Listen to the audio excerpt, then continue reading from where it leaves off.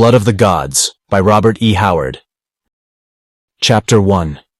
A Shot Through the Window. It was a wolfish snarl on Hoxton's thin lips, the red glare in his eyes, which first roused terrified suspicion in the Arab's mind, there in the deserted hut on the outskirts of the little town of Azam. Suspicion became certainty as he stared at the three dark, lowering faces of the other white men, bent toward him, and all beastly with the same cruel greed that twisted their leader's features. The brandy glass slipped from the Arab's hand and his swarthy skin went ashy. "La!" he cried desperately. "No, you lied to me. You are not friends. You brought me here to murder me." He made a convulsive effort to rise, but Hoxton grasped the bosom of his gumbaz in an iron grip and forced him down into the camp chair again. The Arab cringed away from the dark, hawk-like visage bending close to his own. "You won't be hurt, Dirdar," rasped the Englishman. "Not if you tell us what we want to know." "You heard my question. Where is Al-Wazir?" The beady eyes of the Arab glared wildly up at his captor for an instant. Then Dirdar moved with all the strength and speed of his wiry body. Bracing his feet against the floor, he heaved backwards suddenly, toppling the chair over and throwing himself along with it. With a rending of worn cloth, the bosom of the gumbaz came away in Hoxton's hand, and Dirdar, regaining his feet like a bouncing rubber ball, dived straight at the open door, ducking beneath the pawing arm of the big Dutchman, Van Brock. But he tripped over Ortelli's extended leg and fell sprawling, rolling on his back to slash up at the Italian with the curved knife he had snatched from his girdle. Ortelli jumped back, yowling, blood spurting from his leg. But as Dirdar once more bounced to his feet, the Russian, Krakovich, struck him heavily from behind with a pistol barrel. As the Arab sagged to the floor, stunned, Hoxton kicked the knife out of his hand. The Englishman stooped, grabbed him by the collar of his abba, and grunted, "Help me lift him, Van Brock." The burly Dutchman complied, and the half-senseless Arab was slammed down in the chair from which he had just escaped. They did not tie him, but Krakovich stood behind him, one set of steely fingers digging into his shoulder, the other poising the long gun barrel. Hoxton poured out a glass of brandy and thrust it to his lips. Dirdar gulped mechanically, and the glassiness faded out of his eyes. "He's coming around," grunted Hoxton. "You hit him hard, Krakovich. Shut up, Ortelli. Tie a rag about your bally leg and quit grousing about it. Well, Dirdar, are you ready to talk?" The Arab looked about like a trapped animal, his lean chest heaving under the torn gumbaz. He saw no mercy in the flinty faces about him. "Let's burn his cursed feet," snarled Ortelli, busy with an improvised bandage. "Let me put the hot irons to the swine." Dirdar shuddered, and his gaze sought the face of the Englishman with burning intensity. He knew that Hoxton was leader of these lawless men by virtue of sharp wits and a sledge-like fist. The Arab licked his lips. "As Allah is my witness, I do not know where Al-Wazir is." "You lie," snapped the Englishman. "We know that you were one of the party that took him into the desert, and he never came back. We know you know where he was left. Now, are you going to tell?" "El Borak will kill me," muttered Dirdar. "Who's El Borak?" rumbled Van Brock. "American," snapped Hoxton. "Adventurer. Real name's Gordon. He led the caravan that took Al-Wazir into the desert. Dirdar, you needn't fear El Borak. We'll protect you from him." A new gleam entered the Arab's shifty eyes. Avarice mingled with the fear already there. Those beady eyes grew cunning and cruel. "There is only one reason why you wish to find Al-Wazir," he said. "You hope to learn the secret of a treasure richer than the secret hoard of Shahrazar the Forbidden. Well, suppose I tell you. Suppose I even guide you to the spot where Al-Wazir is to be found. Will you protect me from El Borak? Will you give me a share of the blood of the gods?" Hoxton frowned, and Ortelli ripped out an oath. "Promise the dog nothing. Burn the soles off his feet. Here, I'll heat the irons." "Let that alone," said Hoxton with an oath. "One of you better go to the door and watch. I saw that old devil Salim sneaking around through the alleys just before sundown." No one obeyed. They did not trust their leader. He did not repeat the command. He turned to Dirdar, in whose eyes greed was much stronger now than fear. "How do I know you'd guide us right?" Every man in that caravan swore an oath he'd never betray Al-Wazir's hiding place. "Oaths were made to be broken," answered Dirdar cynically. "For a share in the blood of the gods, I would forswear Muhammad. But even when you have found Al-Wazir, you may not be able to learn the secret of the treasure." "We have ways of making men talk," Hoxton assured him grimly. "Will you put our skill to the test, or will you guide us to Al-Wazir? We will give you a share of the treasure." Hoxton had no intention of keeping his word as he spoke. "Mashallah," said the Arab. "He dwells alone in an all but inaccessible place. When I name it, you, at least, Hoxton Effendi, will know how to reach it. But I can guide you by a shorter way, which will save 2 days. And a day saved on the desert is often the difference between life and death. Al-Wazir dwells in the caves of El Kurarg."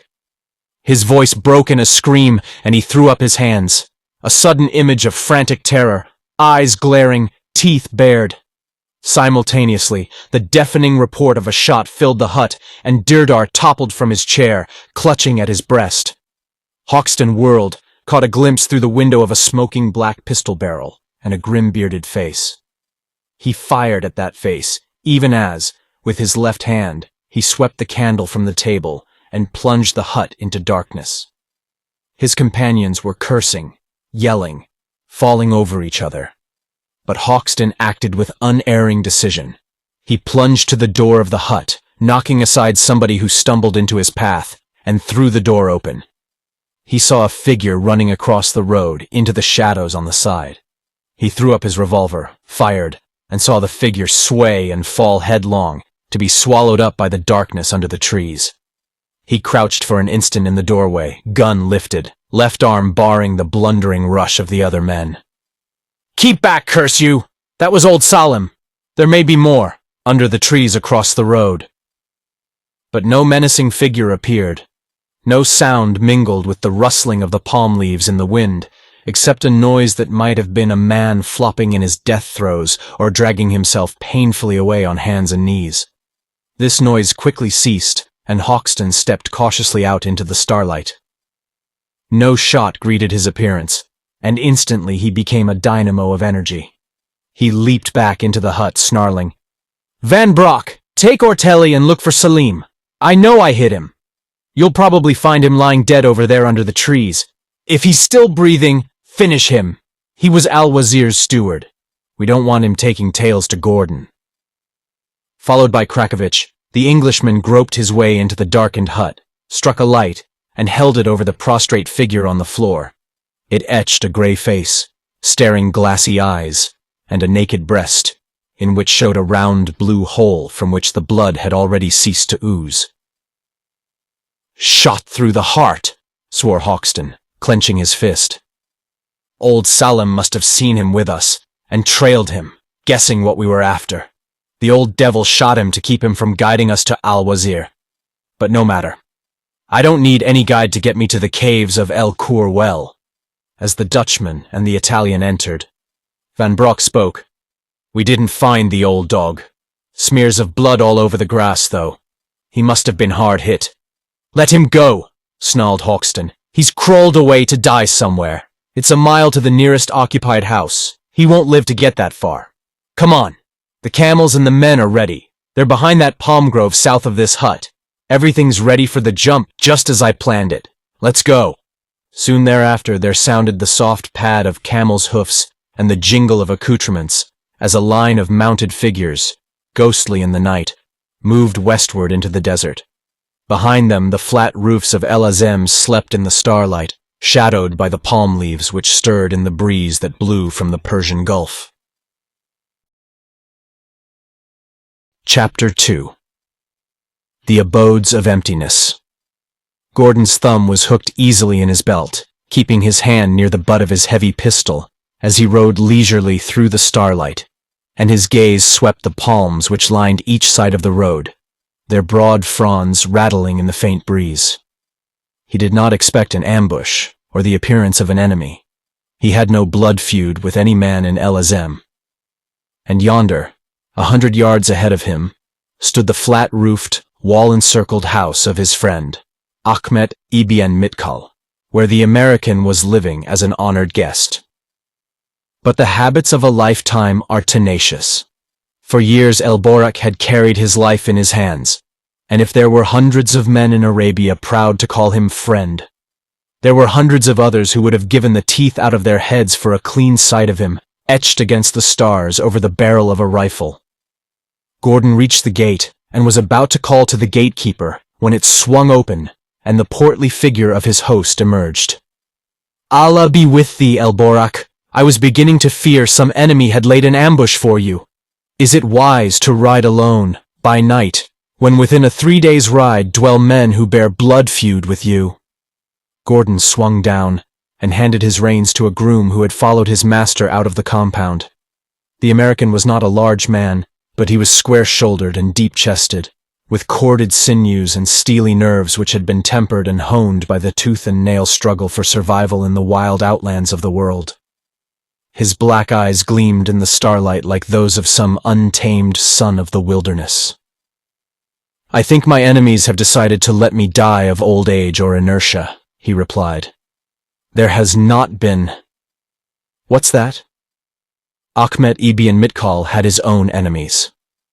In an instant, the curious, dragging, choking sounds he had heard beyond the nearest angle of the wall had transformed him into a tense image of suspicion and menace.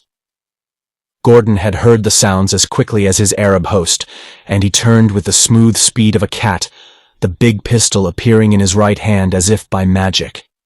He took a single quick stride toward the angle of the wall, then around that angle came a strange figure with torn, trailing garments.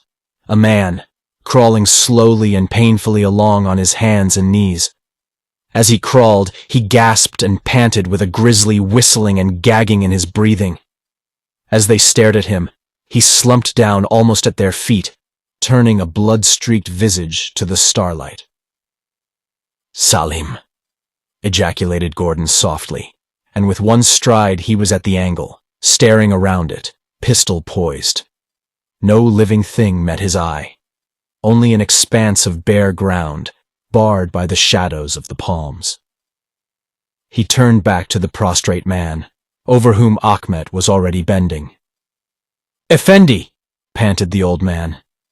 "El Borak." Gordon dropped to his knee beside him, and Salim's bony fingers clenched desperately on his arm. "Ah, Hakim! Quick, Ahmet!" snapped Gordon. "Nay!" gasped Salim. "I am dying." "Who shot you, Salim?" asked Gordon, for he had already ascertained the nature of the wound which dyed the old man's tattered abba with crimson. "Hoxton, the Englishman." The words came with an effort. "I saw him, the 3 rogues who follow him, beguiling that fool Dirdar to the deserted hut near Mehmet's pool. I followed, for I knew they meant no good.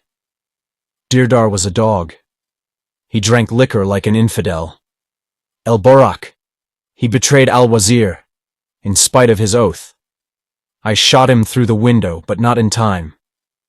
He will never guide them. But he told Hoxton of the caves of El Khor. I saw their caravan camels. 7 Arab servants. El Borak. They have departed for the caves of El Khor." "Don't worry about them, Salim," replied Gordon, responding to the urgent appeal in the glazing eyes. "They'll never lay hand on Al-Wazir. I promise you." "Al-Hamud Lillah," whispered the old Arab, and with a spasm that brought frothy blood to his bearded lips, his grim old face set in iron lines, and he was dead before Gordon could ease his head to the ground. The American stood up and looked down at the silent figure. Ahmet came close to him and tugged his sleeve. "Al-Wazir," murmured Ahmet. "Wallah, I thought men had forgotten all about that man. It is more than a year now since he disappeared." "White men don't forget, not when there's loot in the offing," answered Gordon sardonically. "All up and down the coast men are still looking for the blood of the gods, those marvelous matched rubies which were Al-Wazir's especial pride, and which disappeared when he forsook the world and went into the desert to live as a hermit, seeking the way to truth through meditation and self-denial." Ahmet shivered and glanced westward where, beyond the belt of palms, the shadowy desert stretched vast and mysterious to mingle its immensity with the dimness of the starlit night. "A hard way to seek truth," said Ahmet, who was a lover of the soft things and the rich things of life. "Al-Wazir was a strange man," answered Gordon, "but his servants loved him. Old Salim there, for instance. Good God, Mehmet's pool is more than a mile from here. Salim crawled all that way, shot through and through. He knew Hoxton would torture Al-Wazir, maybe kill him. Ahmet, have my racing camel saddled." "I'll go with you," exclaimed Ahmet. "How many men will we need?" "You heard Salim Hoxton will have at least 11 men with him." "We couldn't catch him now," answered Gordon. "He's got too much of a start on us. His camels are Hedjan racing camels too. I'm going to the caves of El Kur, alone." "But they'll go by the caravan road that leads to Riyadh." "I'm going by the well of Amir Khan." Ahmet blenched. "Amir Khan lies within the country of Shalan ibn Mansur, who hates you as an Iman hates Shaitan the damned." "Perhaps none of his tribe will be at the well," answered Gordon. "I'm the only Feringhi who knows of that route. If Dirdar told Hoxton about it, the Englishman couldn't find it without a guide. I can get to the caves a full day ahead of Hoxton. I'm going alone, because we couldn't take enough men to whip the Ruwayla if they're on the warpath. One man has a better chance of slipping through than a score. I'm not going to fight Hoxton, not now. I'm going to warn Al-Wazir. We'll hide until Hoxton gives it up and comes back to El Azam. Then, when he's gone, I'll return by the caravan road." Ahmet shouted an order to the men who were gathering just within the gate, and they scampered to do his bidding. "You will go disguised, at least," he urged. "No, it wouldn't do any good. Until I get into Ruwayla country, I won't be in any danger. And after that, a disguise would be useless. The Ruwayla kill and plunder every stranger they catch, whether Christian or Mohammedan." He strode into the compound to oversee the saddling of the white racing camel. "I'm riding light as possible," he said. "Speed means everything. The camel won't need any water until we reach the well. After that, it's not a long jump to the caves. Load on just enough food and water to last me to the well, with economy." His economy was that of a true son of the desert. Neither water skin nor food bag was over heavy when the two were slung on the high rear pommel. With a brief word of farewell, Gordon swung into the saddle, and at the tap of his bamboo stick the beast lurched to its feet. "Yah!" Another tap and it swung into motion. Men pulled wide the compound gate and stood aside, their eyes gleaming in the torchlight. "Bismillah el-Rahman el-Rahim," quoth Ahmet resignedly, lifting his hands in a gesture of benediction as the camel and its rider faded into the night. "He rides to death," muttered a bearded Arab. "Were it another man, I should agree," said Ahmet. "But it is El Borak who rides. Yet Shalan ibn Mansur would give many horses for his head." The sun was swinging low over the desert, a tawny stretch of rocky soil and sand as far as Gordon could see in every direction. The solitary rider was the only visible sign of life, but Gordon's vigilance was keen. Days and nights of hard riding lay behind him. He was coming into the Ruwayla country now, and every step he took increased his danger by that much. The Ruwayla, whom he believed to be kin to the powerful Ruwalla of El Hamad, were true sons of Ishmael hawks of the desert, whose hands were against every man not of their clan. To avoid their country, The regular caravan road to the west swung wide to the south. This was an easy route, with wells a day's march apart, and it passed within a day's ride of the caves of El Kur, the catacombs which pit a low range of hills rising sheer out of the wastelands. Few white men know of their existence, but evidently Hoxton knew of the ancient trail that turned northward from the Well of Khosru on the caravan road. Hoxton was perforce approaching El Kur circuitously. Gordon was heading straight westward, across waterless wastes, cut by a trace so faint only an Arab or El Borak could have followed it. On that route there was but one watering place between the fringe of oases along the coast and the caves, the half-mythical well of Amir Khan, the existence of which was a secret jealously guarded by the Bedouins. There was no fixed habitation at the oasis, which was but a clump of palms, watered by a small spring, but frequently bands of Ruila camped there. That was a chance he must take. He hoped they were driving their camel herds somewhere far to the north, in the heart of their country.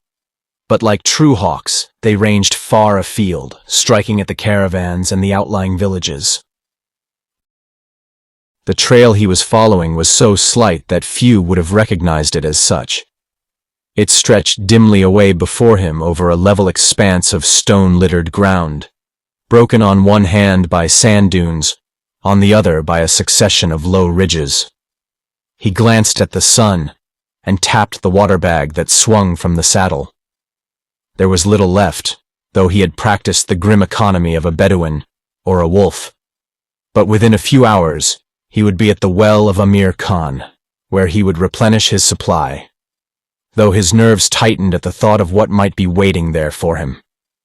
Even as the thought passed through his mind, the sun struck a glint from something on the nearer of the sand dunes. The quick duck of his head was instinctive, and simultaneously there rang out the crack of a rifle, and he heard the thud of the bullet into flesh. The camel leapt convulsively, and came down in a headlong sprawl, shot through the heart. Gordon leaped free as it fell, rifle in hand, and in an instant was crouching behind the carcass, watching the crest of the dune over the barrel of his rifle. A strident yell greeted the fall of the camel, and another shot set the echoes barking. The bullet plowed into the ground beside Gordon's stiffening breastwork, and the American replied. Dust spurted into the air so near the muzzle that gleamed on the crest that it evoked a volley of lurid oaths in a choked voice. The black glittering ring was withdrawn, and presently there rose the rapid drum of hooves. Gordon saw a white kafia bobbing among the dunes, and understood the Bedouin's plan. He believed there was only one man. That man intended to circle Gordon's position, cross the trail a few hundred yards west of him, and get on the rising ground behind the American, where his vantage point would allow him to shoot over the bulk of the camel, for of course he knew Gordon would keep the dead beast between them. But Gordon shifted himself only enough to command the trail ahead of him, the open space the Arab must cross after leaving the dunes before he reached the protection of the ridges. Gordon rested his rifle across the stiff forelegs of the camel. A quarter of a mile up the trail there was a sandstone rock jutting up in the skyline. Anyone crossing the trail between it and himself would be limned against it momentarily. He set his sights and drew a bead against that rock. He was betting that the Bedouin was alone, and that he would not withdraw to any great distance before making the dash across the trail. Even as he meditated, a white-clad figure burst from among the ridges and raced across the trail, bending low in the saddle and flogging his mount. It was a long shot, but Gordon's nerves did not quiver. At the exact instant that the white-clad figure was limned against the distant rock, the American pulled the trigger. For a fleeting moment, he thought he had missed. Then the rider straightened convulsively, threw up two wide-sleeved arms and reeled back drunkenly. The frightened horse reared high, throwing the man heavily. In an instant, the landscape showed two separate shapes where there had been one, a bundle of white sprawling on the ground and a horse racing off southward. Gordon lay motionless for a few minutes, too wary to expose himself. He knew the man was dead, The fall alone would have killed him, but there was a slight chance that other riders might be lurking among the sand dunes after all. The sun beat down savagely. Vultures appeared from nowhere, black dots in the sky, swinging in great circles, lower and lower. There was no hint of movement among the ridges or the dunes. Gordon rose and glanced down at the dead camel. His jaws set a trifle more grimly. That was all. But he realized what the killing of his steed meant. He looked westward, where the heat wave shimmered. It would be a long walk, a long, dry walk, before it ended. Stooping, he unslung waterskin and food bag and threw them over his shoulders. Rifle in hand, he went up the trail with a steady, swinging stride that would eat up the miles and carry him for hour after hour without faltering. When he came to the shape sprawling in the path, he set the butt of his rifle on the ground and stood looking briefly, one hand steadying the bags on his shoulders. The man he had killed was a Ruela, right enough. One of the tall, sinewy, hawk-faced and wolf-hearted plunderers of the southern desert. Gordon's bullet had caught him just below the armpit.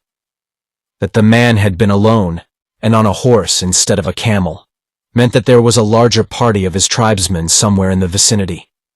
Gordon shrugged his shoulders, shifted the rifle to the crook of his arm, and moved on up the trail. The score between himself and the men of Shalan-ibn Mansur was red enough already.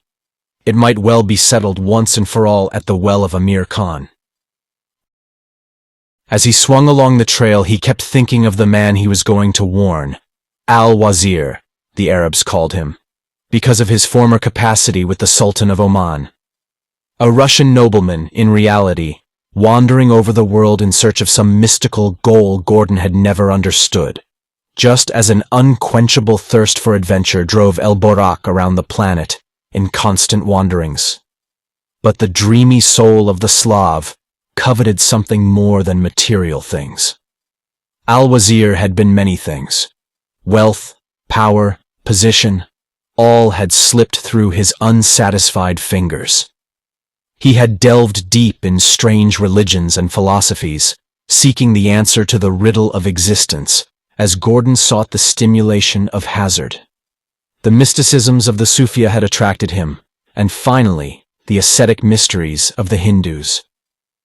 A year before, Al-Wazir had been governor of Oman, next to the Sultan the wealthiest and most powerful man on the Pearl Coast. Without warning, he had given up his position and disappeared.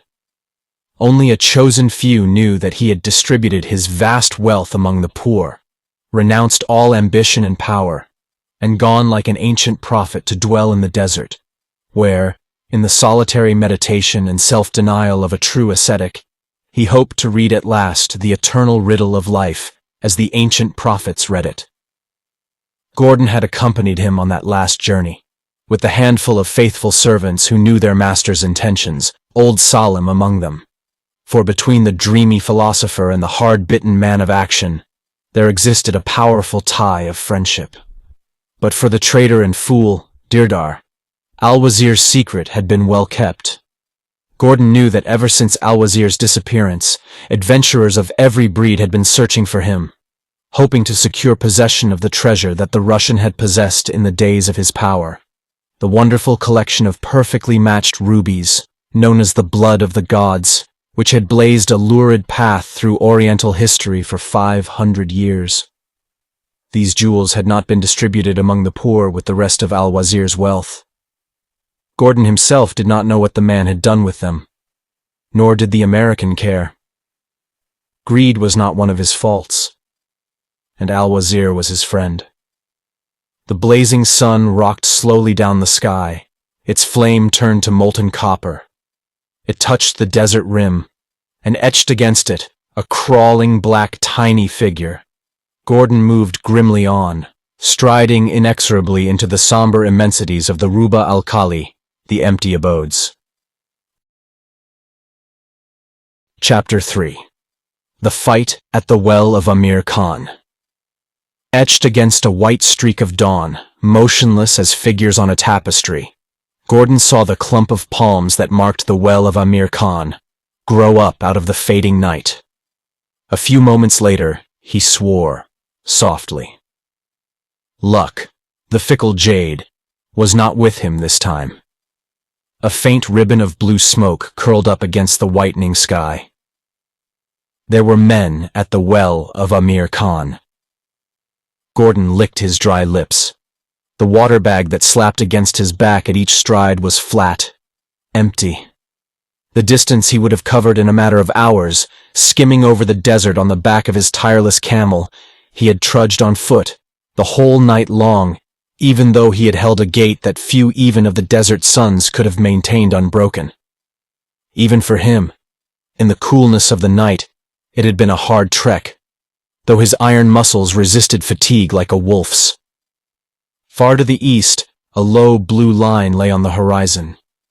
It was the range of hills that held the caves of El Khor.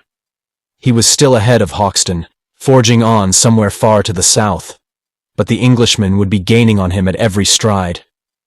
Gordon could swing wide to avoid the men at the well and trudge on. Trudge on afoot and with empty water bag? It would be suicide. He could never reach the caves on foot and without water. Already he was bitten by the devils of thirst. A red flame grew up in his eyes, and his dark face set in wolfish lines. Water was life in the desert, life for him and for Al-Wazir. There was water at the well, and camels. There were men, his enemies, in possession of both. If they lived, he must die. It was the law of the wolf pack and of the desert. He slipped the limp bags from his shoulders, cocked his rifle and went forward to kill or be killed, not for wealth, nor the love of a woman, nor an ideal, nor a dream, but for as much water as could be carried in a sheepskin bag. A wadi or gully broke the plain ahead of him, meandering to a point within a few 100 feet of the well. Gordon crept toward it, taking advantage of every bit of cover. He had almost reached it, at a point 100 yards from the well, when a man in white kafia and ragged abba materialized from among the palms. Discovery in the growing light was instant. The Arab yelled and fired. The bullet knocked up dust a foot from Gordon's knee as he crouched on the edge of the gully, and he fired back. The Arab cried out, dropped his rifle, and staggered drunkenly back among the palms. The next instant, Gordon had sprung down into the gully and was moving swiftly and carefully along it, toward the point where it bent nearest the well. He glimpsed white-clad figures flitting briefly among the trees, and then rifles began to crack viciously. Bullets sang over the gully as the men fired from behind their saddles and bales of goods, piled like a rampart among the stems of the palms. They lay in the eastern fringe of the clump. The camels, Gordon knew, were on the other side of the trees. From the volume of the firing, it could not be a large party. A rock on the edge of the gully provided cover. Gordon thrust his rifle barrel under a jutting corner of it and watched for movement among the palms. Fire spurted and a bullet whined off the rock, zing, dwindling in the distance like the dry whir of a rattler. Gordon fired at the puff of smoke, and a defiant yell answered him. His eyes were slits of black flame. A fight like this could last for days, and he could not endure a siege. He had no water. He had no time. A long march to the south, the caravan of Hoxton was swinging relentlessly westward, each step carrying them nearer the caves of El Khor and the unsuspecting man who dreamed his dreams there. A few 100 feet away from Gordon there was water and camels that would carry him swiftly to his destination, but lead-fanged wolves of the desert lay between. Lead came at his retreat thick and fast, and vehement voices rained maledictions on him.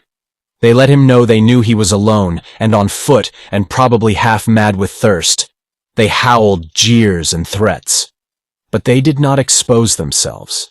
They were confident, but wary, with the caution taught by the desert deep ingrained in them. They held the winning hand, and they intended to keep it so. An hour of this, and the sun climbing over the eastern rim, and the heat beginning, the molten, blinding heat of the southern desert. It was fierce already. Later it would be a scorching hell in that unshielded gully. Gordon licked his blackened lips and staked his life and the life of Al-Wazir on one desperate cast of fate's blind dice. Recognizing and accepting the terrible odds against success, he raised himself high enough to expose head and one shoulder above the gully rim, firing as he did so.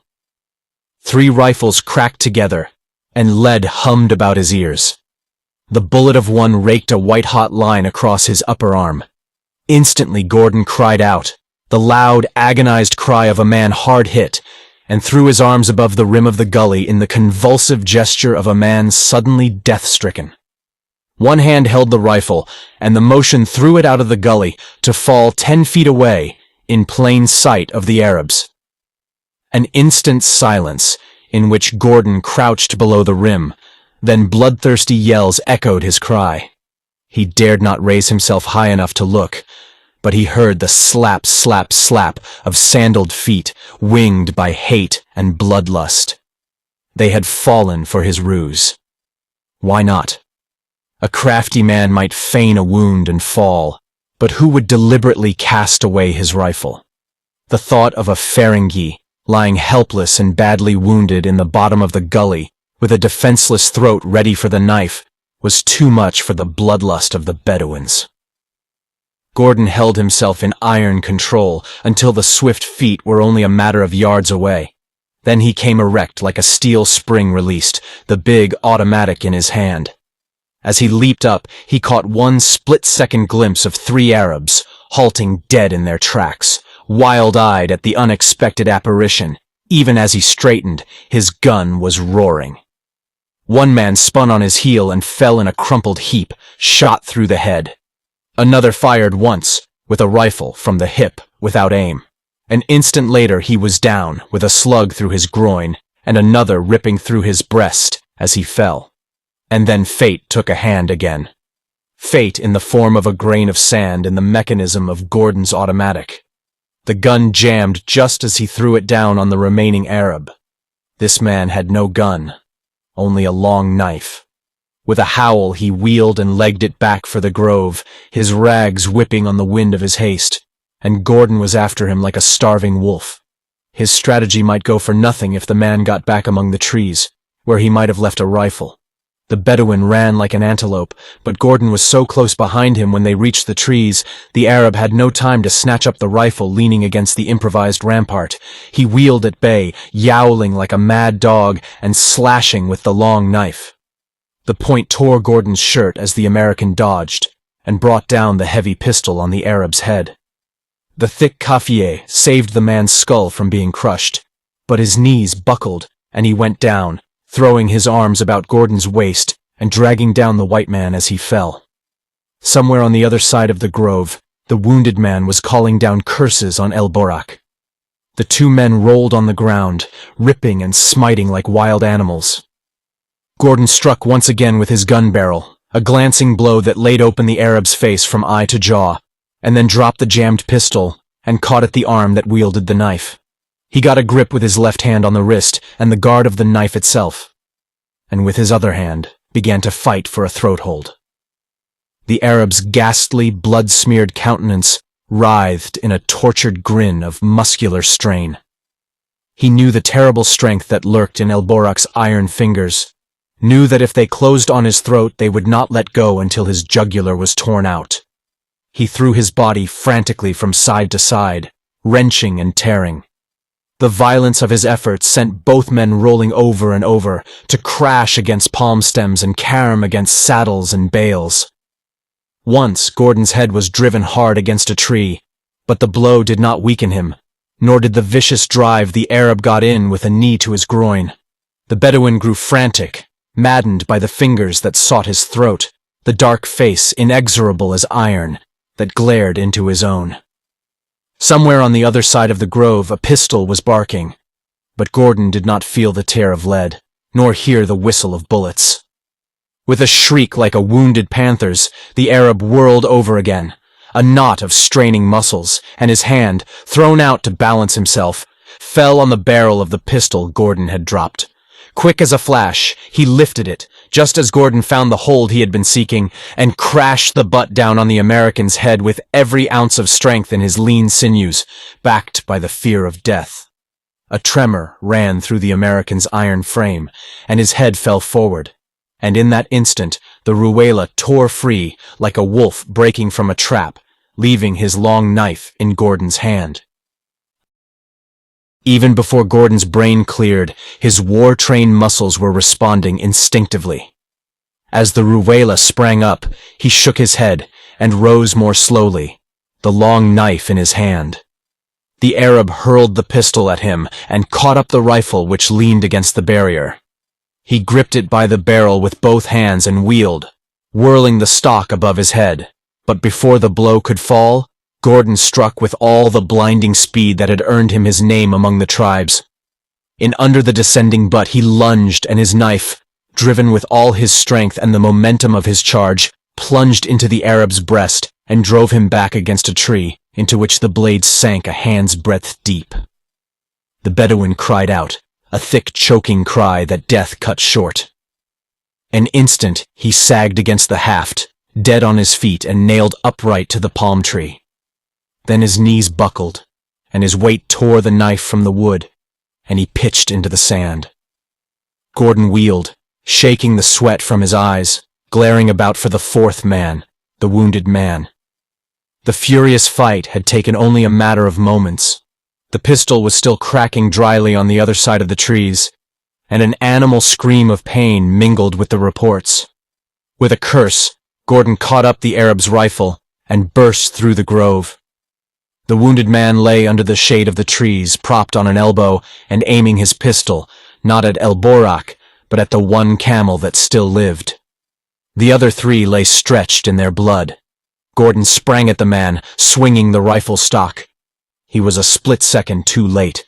The shot cracked, and the camel moaned and crumpled even as the butt fell on the lifted arm, snapping the bone like a twig. The smoking pistol fell into the sand, and the Arab sank back, laughing like a ghoul. "Now see if you can escape from the well of Amir Khan El Borak," he gasped. "The riders of Shalan ibn Mansur are out. Tonight or tomorrow they will return to the well. Will you await them here, or flee on foot to die in the desert, or be tracked down like a wolf? Ya Kalb, forgotten of God, they will hang thy skin on a palm tree. Lan a book!" Lifting himself with an effort that spattered his beard with bloody foam, he spat toward Gordon, laughed croakingly and fell back, dead before his head hit the ground. Gordon stood like a statue, staring down at the dying camels. The dead man's vengeance was grimly characteristic of his race. Gordon lifted his head and looked long at the low blue range on the western horizon. Cheeringly, the dying Arab had foretold the grim choice left him. He could wait at the well until Shalan ibn Mansur's wild riders returned and wiped him out by force of numbers, or he could plunge into the desert again on foot. And whether he awaited certain doom at the well, or sought the uncertain doom of the desert, inexorably, Hoxton would be marching westward, steadily cutting down the lead Gordon had had at the beginning. But Gordon never had any doubt concerning his next move. He drank deep at the well and bolted some of the food the Arabs had been preparing for their breakfast. Some dried dates and crusted cheese balls he placed in a food bag, and he filled a water skin from the well. He retrieved his rifle, got the sand out of his automatic, and buckled to his belt a scimitar from the girdle of one of the men he had killed. He had come into the desert intending to run and hide, not to fight. But it looked very much as if he would do much more fighting before this venture was over, and the added weight of the sword was more than balanced by the feeling of added security in the touch of the lean, curved blade. Then he slung the water skin and food bag over his shoulders, took up his rifle, and strode out of the shadows of the grove into the molten heat of the desert day. He had not slept at all the night before. His short rest at the well had put new life and spring into his resilient muscles, hardened and toughened by an incredibly strenuous life. But it was a long, long march to the caves of El Kur under a searing sun. Unless some miracle occurred, he could not hope to reach them before Hoxton now. And before another sunrise, the riders of Shalan ibn Mansur might well be on his trail. In which case, but all he had ever asked of fortune was a fighting chance. The sun rocked its slow, torturing way up the sky and down. Twilight deepened into dusk, and the desert stars winked out. And on, grimly on, plodded that solitary figure, pitting an indomitable will against the merciless immensity of thirst-haunted desolation. Chapter 4. The Jinn of the Caves. The caves of El Kur pit the sheer eastern walls of a gaunt hill range that rises like a stony backbone out of a waste of rocky plains. There is only one spring in the hills. It rises in a cave high up in the wall and curls down the steep, rocky slope, a slender thread of silver, to empty into a broad, shallow pool below. The sun was hanging like a blood-red ball above the western desert when Francis Xavier Gordon halted near this pool and scanned the rows of gaping cave mouths with bloodshot eyes. He licked heat-blackened lips with a tongue from which all moisture had been baked. Yet there was still a little water in the skin on his shoulder. He had economized on that grueling march, with the savage economy of the wilderness bred. It seemed a bit hard to realize he had actually reached his goal. The hills of El Kur had shimmered before him for so many miles, unreal in the heat waves, until at last they had seemed like a mirage, a fantasy of a thirst-maddened imagination. The desert sun plays tricks even with a brain like Gordon's. Slowly, the hills had grown up before him. Now he stood at the foot of the easternmost cliff, frowning up at the tiers of caves which showed their black mouths in even rows. Nightfall had not brought Shalan ibn Mansur's riders swooping after the solitary wanderer, nor had dawn brought them. Again and again through the long, hot day, Gordon had halted on some rise and looked back, expecting to see the dust of the hurrying camels. But the desert had stretched empty to the horizon. And now it seemed another miracle had taken place, for there were no signs of Hoxton and his caravan. Had they come and gone? They would have at least watered their camels at the pool, and from the utter lack of signs about it, Gordon knew that no one had camped or watered animals at the pool for many moons. No, it was indisputable, even if unexplainable. Something had delayed Hoxton, and Gordon had reached the caves ahead of him after all. The American dropped on his belly at the pool and sank his face into the cool water. He lifted his head presently, shook it like a lion shaking his mane, and leisurely washed the dust from his face and hands. Then he rose and went toward the cliff. He had seen no sign of life, yet he knew that in one of those caves lived the man he had come to seek. He lifted his voice in a far-carrying shout. "Al-Wazir! Ho there, Al-Wazir! Wazir!" whispered the echo back from the cliff. There was no other answer. The silence was ominous. With his rifle at the ready, Gordon went toward the narrow trail that wound up the rugged face of the cliff. Up this he climbed, keenly scanning the eaves. They pitted the whole wall, in even tiers, too even to be the chance work of nature. They were man-made.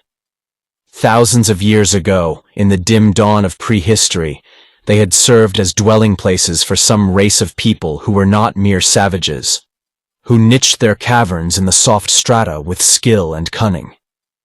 Gordon knew the caves were connected by narrow passages, and that only by this ladder-like path he was following could they be reached from below. The path ended at a long ledge, upon which all the caves of the lower tier opened. In the largest of these, Al-Wazir had taken up his abode. Gordon called again, without result. He strode into the cave, and there he halted. It was square in shape. In the back wall and in each side wall showed a narrow, door-like opening. Those at the sides led into adjoining caves. That at the back led into a smaller cavern, without any other outlet. There, Gordon remembered, Al-Wazir had stored the dried and tinned foods he had brought with him. He had brought no furniture, nor weapons. In one corner of the square cave, a heap of charred fragments indicated that a fire had once been built there. In one corner lay a heap of skins, Al-Wazir's bed. Nearby lay the one book Al-Wazir had brought with him, the Bhagavad Gita, but of the man himself, there was no evidence. Gordon went into the storeroom, struck a match, and looked about him. The tins of food were there, though the supply was considerably depleted. But they were not stacked against the wall in neat columns, as Gordon had seen them stowed under Al-Wazir's directions. They were tumbled and scattered about all over the floor, with open and empty tins among them. This was not like Al-Wazir, who placed a high value on neatness and order, even in small things. The rope he had brought along to aid him in exploring the caves lay coiled in one corner. Gordon, extremely puzzled, returned to the square cave. Here, he had fully expected to find Al-Wazir sitting in tranquil meditation, or out on the ledge meditating over the sunset desert. Where was the man? He was certain that Al-Wazir had not wandered away to perish in the desert. There was no reason for him to leave the caves. If he had simply tired of his lonely life and taken his departure, he would have taken the book that was lying on the floor, his inseparable companion. There was no blood stain on the floor, or anything to indicate that the hermit had met a violent end. Nor did Gordon believe that any Arab, even the Ruwayla, would molest the holy man. Anyway, if Arabs had done away with Al-Wazir, they would have taken away the rope and the tins of food. And he was certain that, until Hoxton learned of it, no white man but himself had known of Al-Wazir's whereabouts. He searched through the lower tiers of caves without avail. The sun had sunk out of sight behind the hills, whose long shadows streamed far eastward across the desert, and deepening shadows filled the caverns. The silence and the mystery began to weigh on Gordon's nerves. He began to be irked by the feeling that unseen eyes were watching him. Men who live lives of constant peril develop certain obscure faculties or instincts to a keenness unknown to those lapped about by the securities of civilization. As he passed through the caves, Gordon repeatedly felt an impulse to turn suddenly, to try to surprise those eyes that seemed to be boring into his back. At last, he did wheel suddenly, thumb pressing back the hammer of his rifle, eyes alert for any movement in the growing dusk. The shadowy chambers and passages stood empty before him.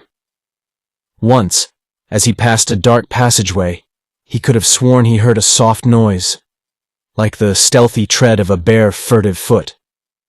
He stepped to the mouth of the tunnel and called, without conviction, "Is that you, Ivan?" He shivered at the silence which followed. He had not really believed it was Al-Wazir. He groped his way into the tunnel, rifle poked ahead of him. Within a few yards he encountered a blank wall. There seemed to be no entrance or exit except the doorway through which he had come. And the tunnel was empty, save for himself. He returned to the ledge before the caves, in disgust. Hell, am I getting jumpy? But a grisly thought kept recurring to him. Recollection of the Bedouins, belief that a supernatural fiend lurked in these ancient caves and devoured any human foolish enough to be caught there by night. This thought kept recurring, together with the reflection that the Orient held many secrets, which the West would laugh at, but which often proved to be grim realities. That would explain Al-Wazir's mysterious absence. If some fiendish or bestial dweller in the caves had devoured him, Gordon's speculations revolved about a hypothetical rock python of enormous size, dwelling for generations, perhaps centuries, in the hills, that would explain the lack of any bloodstains. Abruptly, he swore, "Damn! I'm going batty. There are no snakes like that in Arabia. These caves are getting on my nerves." It was a fact. There was a brooding weirdness about these ancient and forgotten caverns that roused uncanny speculations in Gordon's predominantly Celtic mind. What race had occupied them so long ago? What wars had they witnessed, against what fierce barbarians sweeping up from the south? What cruelties and intrigues had they known? What grim rituals of worship and human sacrifice? Gordon shrugged his shoulders, wishing he had not thought of human sacrifice. The idea fitted too well with the general atmosphere of these grim caverns.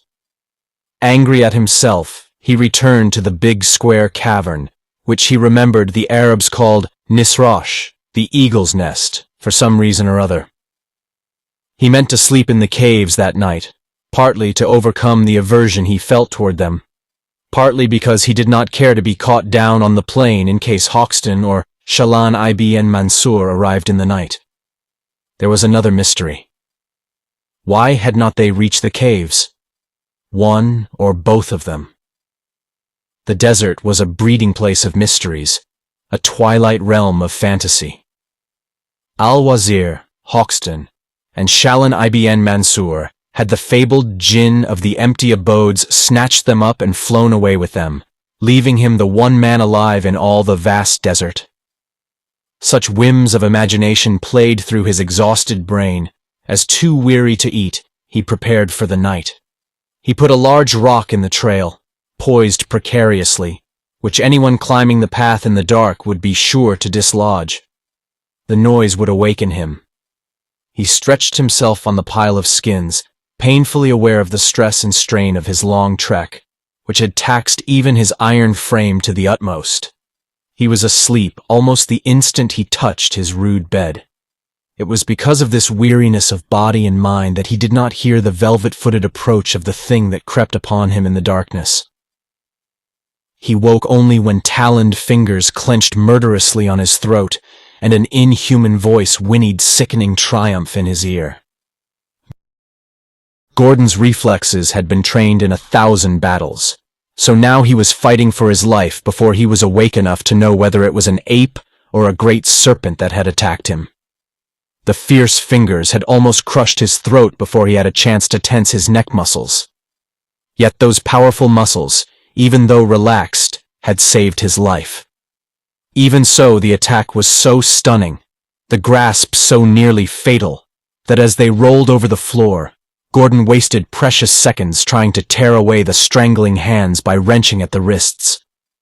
Then, as his fighting brain asserted itself, even through the red, thickening mists that were enfolding him, he shifted his tactics, drove a savage knee into a hard-muscled belly, and getting his thumbs under the little finger of each crushing hand, bent them fiercely back. No strength can resist that leverage. The unknown attacker let go, and instantly Gordon smashed a trip hammer blow against the side of his head and rolled clear as the hard frame went momentarily limp. It was as dark in the cave as the gullet of hell, so dark Gordon could not even see his antagonist. He sprang to his feet, drawing his scimitar. He stood poised, tense, wondering uncomfortably if the thing could see in the dark, and scarcely breathing as he strained his ears. At the first faint sound he sprang like a panther, and slashed murderously at the noise. The blade cut only empty air. There was an incoherent cry, a shuffle of feet, then the rapidly receding pad of hurried footsteps. Whatever it was in retreat. Gordon tried to follow it, ran into a blank wall, and by the time he had located the side door through which, apparently, the creature had fled, the sounds had faded out. The American struck a match and glared around, not expecting to see anything that would give him a clue to the mystery. Nor did he. The rock floor of the cavern showed no footprint. What manner of creature he had fought in the dark he did not know. Its body had not seemed hairy enough for an ape, though the head had been a tangled mass of hair. Yet it had not fought like a human being.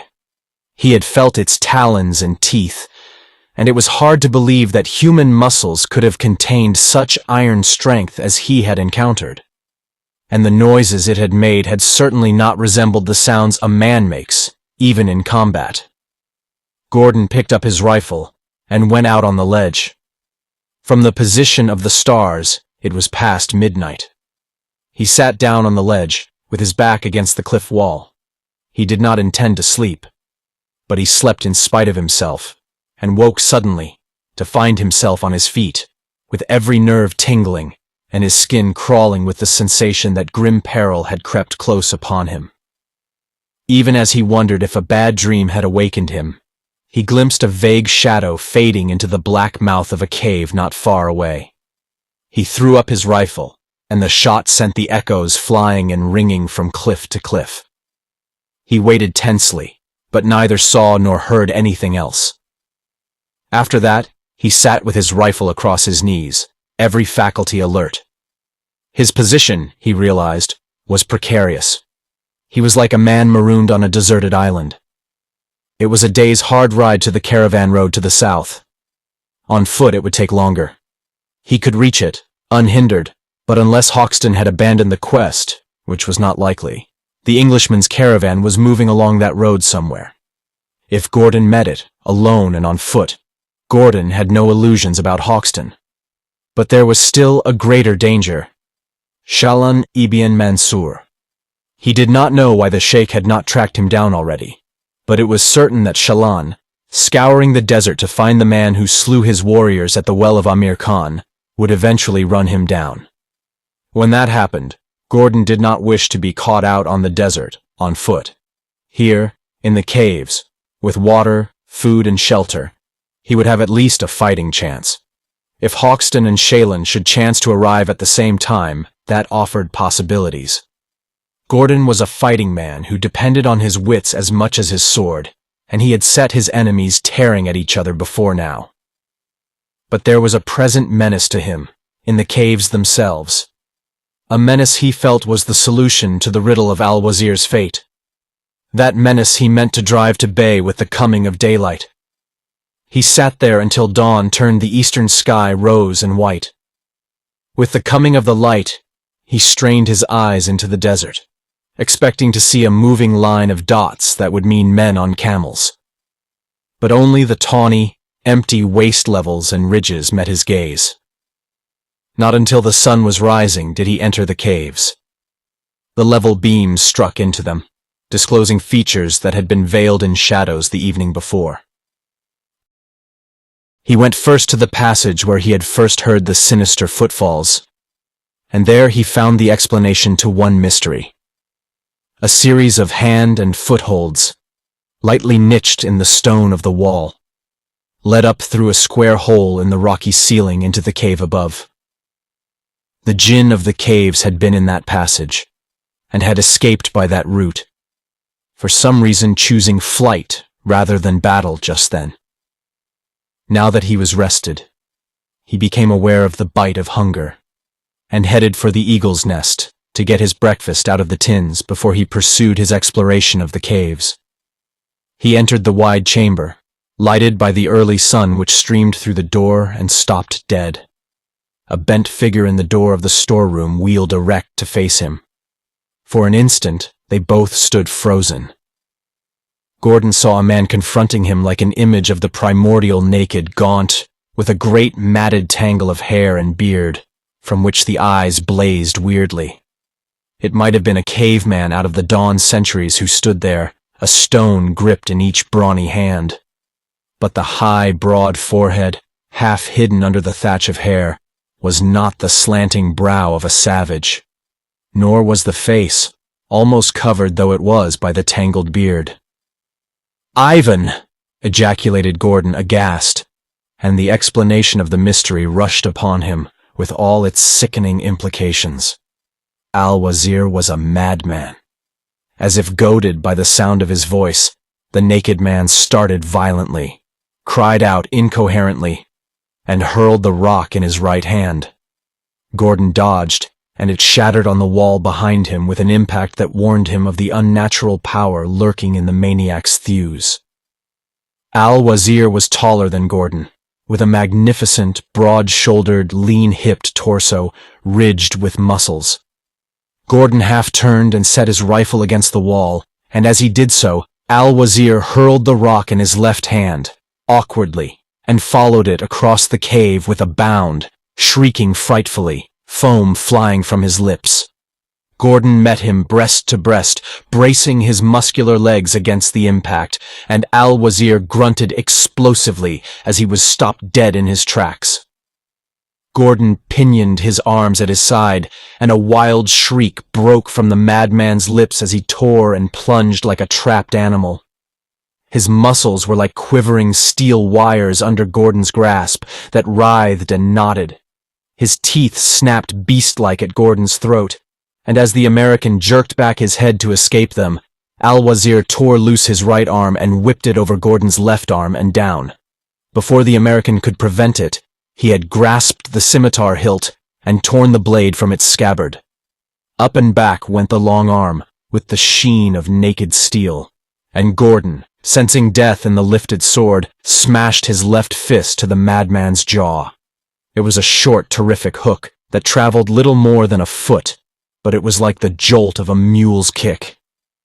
Al-Wazir's head snapped back between his shoulders under the impact, then fell limply forward on his breast.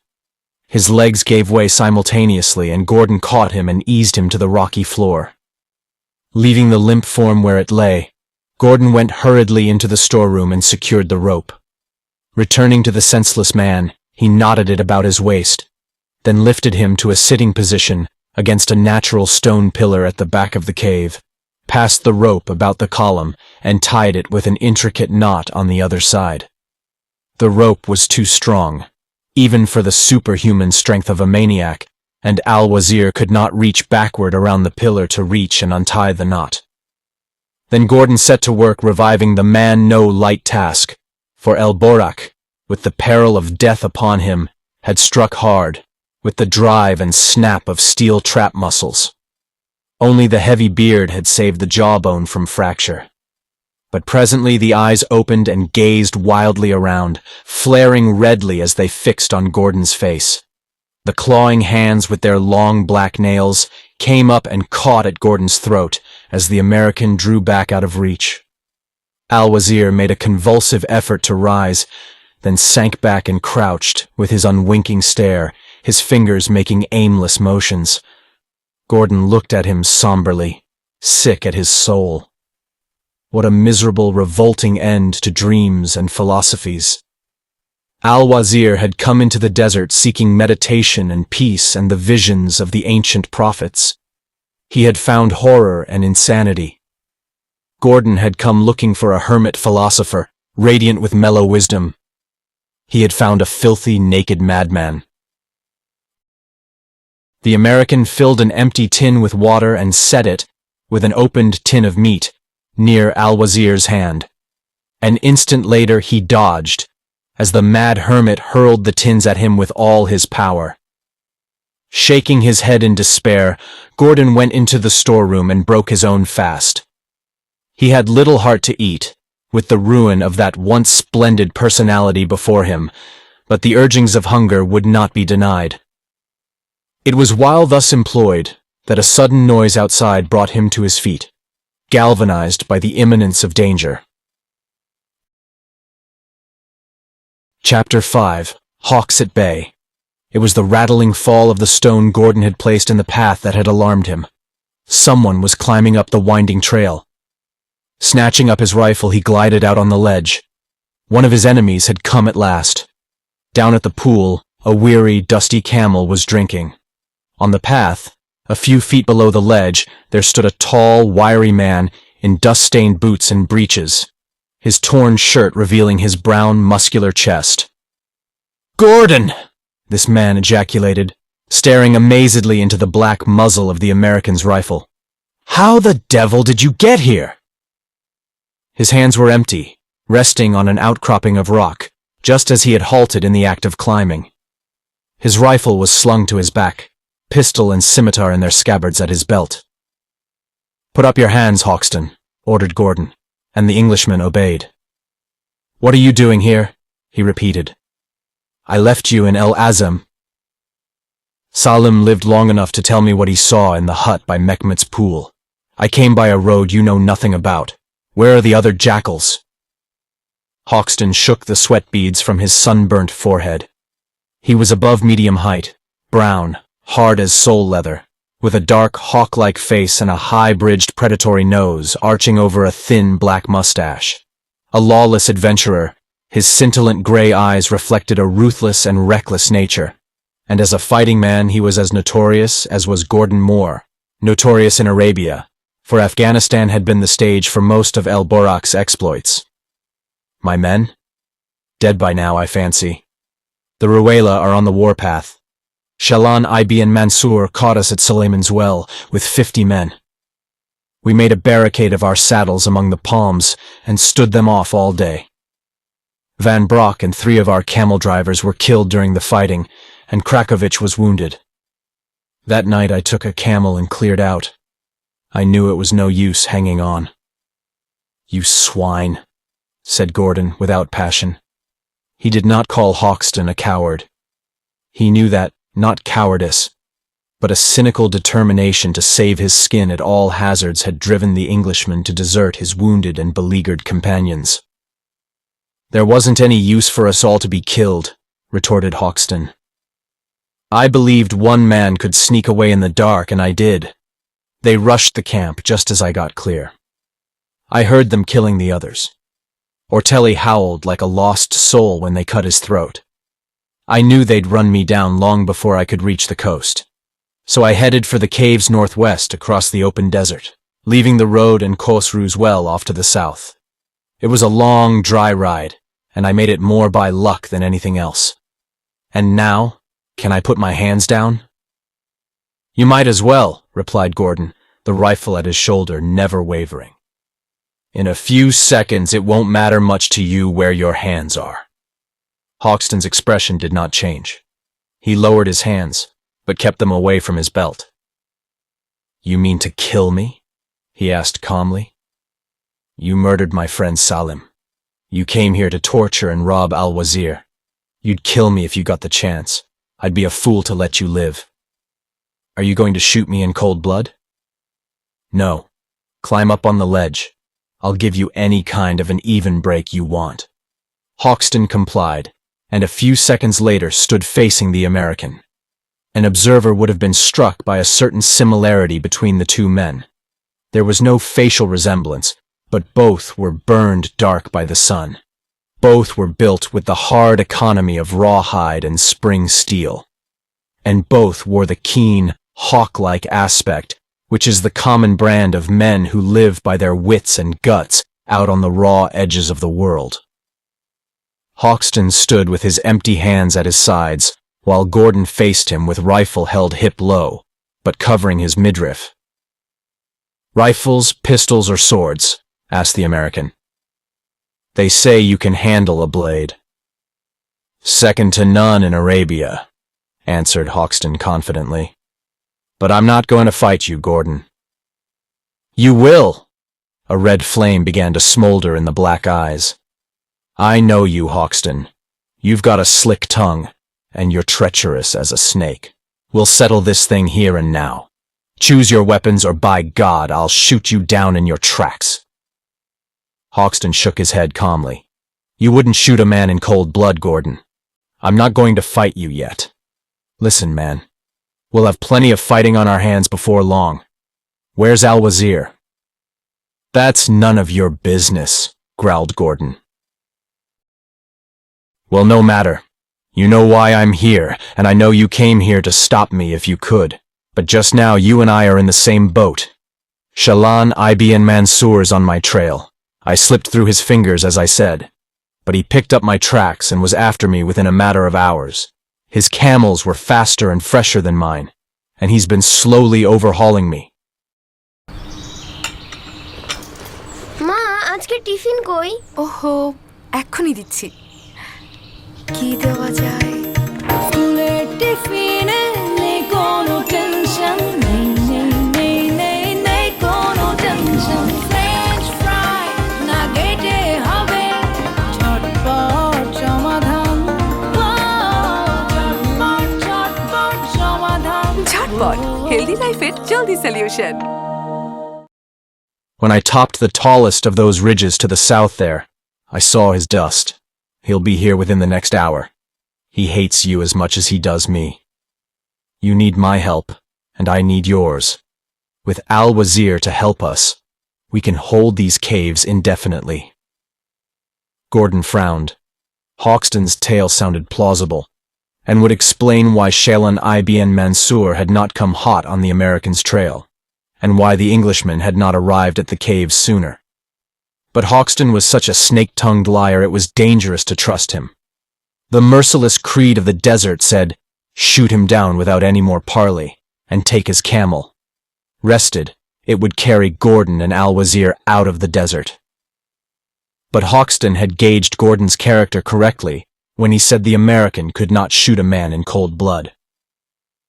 Don't move, Gordon warned him, and holding the cocked rifle like a pistol in one hand, he disarmed Hoxton and ran a hand over him to see that he had no concealed weapons. If his scruples prevented him shooting his enemy, he was determined not to give that enemy a chance to get the drop on him. For he knew Hoxton had no such scruples. How do I know you're not lying? He demanded. Would I have come here alone on a worn-out camel if I wasn't telling the truth? Countered Hoxton. We'd better hide that camel if we can. If we should beat them off, we'll need it to get to the coast on. Damn it, Gordon. Your suspicion and hesitation will get our throats cut yet. Where's Al-Wazir? Turn and look into that cave, replied Gordon grimly. Hoxton, his face suddenly sharp with suspicion, obeyed. As his eyes rested on the figure crouched against the column at the back of the cavern, his breath sucked in sharply. Al-Wazir! What in God's name's the matter with him? Too much loneliness, I reckon, growled Gordon. He's stark mad. He couldn't tell you where to find the blood of the gods if you tortured him all day. Well, it doesn't matter much just now, muttered Hoxton callously. Can't think of treasure when life itself is at stake. Gordon, you'd better believe me. We should be preparing for a siege, not standing here chinning. If Shalan ibn Mansur look, he started violently, his long arm stabbing toward the south. Gordon did not turn at the exclamation. He stepped back instead, out of the Englishman's reach, and still covering the man, shifted his position so he could watch both Hoxton and the point of the compass indicated. Southeastward, the country was undulating, broken by barren ridges. Over the farthest ridge, a string of white dots was pouring, and a faint dust haze billowed up in the air. Men on camels. A regular horde of them. The Ruwela, exclaimed Hoxton. They'll be here within the hour. They may be men of yours, answered Gordon, too wary to accept anything not fully proven. Hoxton was as tricky as a fox, and to make a mistake on the desert meant death. We'll hide that camel, though, just on the chance you're telling the truth. Go ahead of me down the trail. Paying no attention to the Englishman's profanity, Gordon herded him down the path to the pool. Hoxton took the camel's rope and went ahead leading it, under Gordon's guidance. A few hundred yards north of the pool, there was a narrow canyon winding deep into a break of the hills, and a short distance up this ravine, Gordon showed Hoxton a narrow cleft in the wall, concealed behind a jutting boulder. Through this, the camel was squeezed into a natural pocket, open at the top, roughly round in shape, and about 40 feet across. I don't know whether the Arabs know about this place or not, said Gordon, but we'll have to take the chance that they won't find the beast. Hoxton was nervous. For God's sake, let's get back to the caves. They're coming like the wind. If they catch us in the open, they'll shoot us like rabbits. He started back at a run, and Gordon was close on his heels. But Hoxton's nervousness was justified. The white men had not quite reached the foot of the trail that led up to the caves, when a low thunder of hooves rose on their ears, and over the nearest ridge came a wild, white-clad figure on a camel, waving a rifle. At the sight of them, he yelled stridently and flogged his beast into a more furious gallop, and threw his rifle to his shoulder.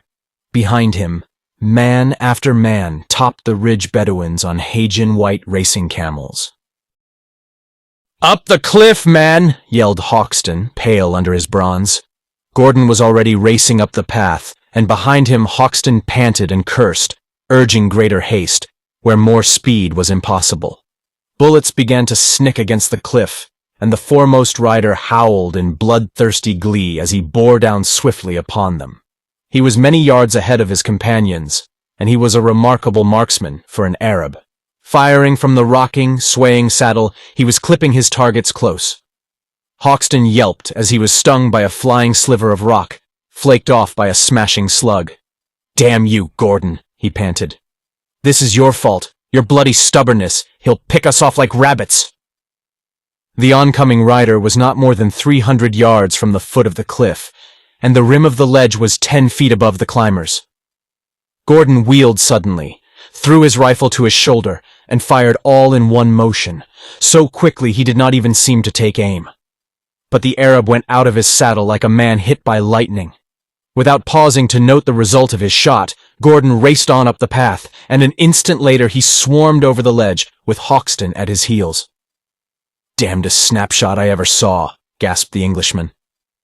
"There's your guns," grunted Gordon, throwing himself flat on the ledge. "Here they come." Hoxton snatched his weapons from the rock where Gordon had left them, and followed the American's example. The Arabs had not paused. They greeted the fall of their reckless leader with yells of hate, but they flogged their mounts and came on in a headlong rush. They meant to spring off at the foot of the trail and charge up it on foot. There were at least 50 of them. The two men lying prone on the ledge above did not lose their heads. Veterans, both of them, of 1,000 wild battles, they waited coolly until the first of the riders were within good range. Then they began firing, without haste and without error. And at each shot, a man tumbled headlong from his saddle or slumped forward on his mount's bobbing neck. Not even Bedouins could charge into such a blast of destruction.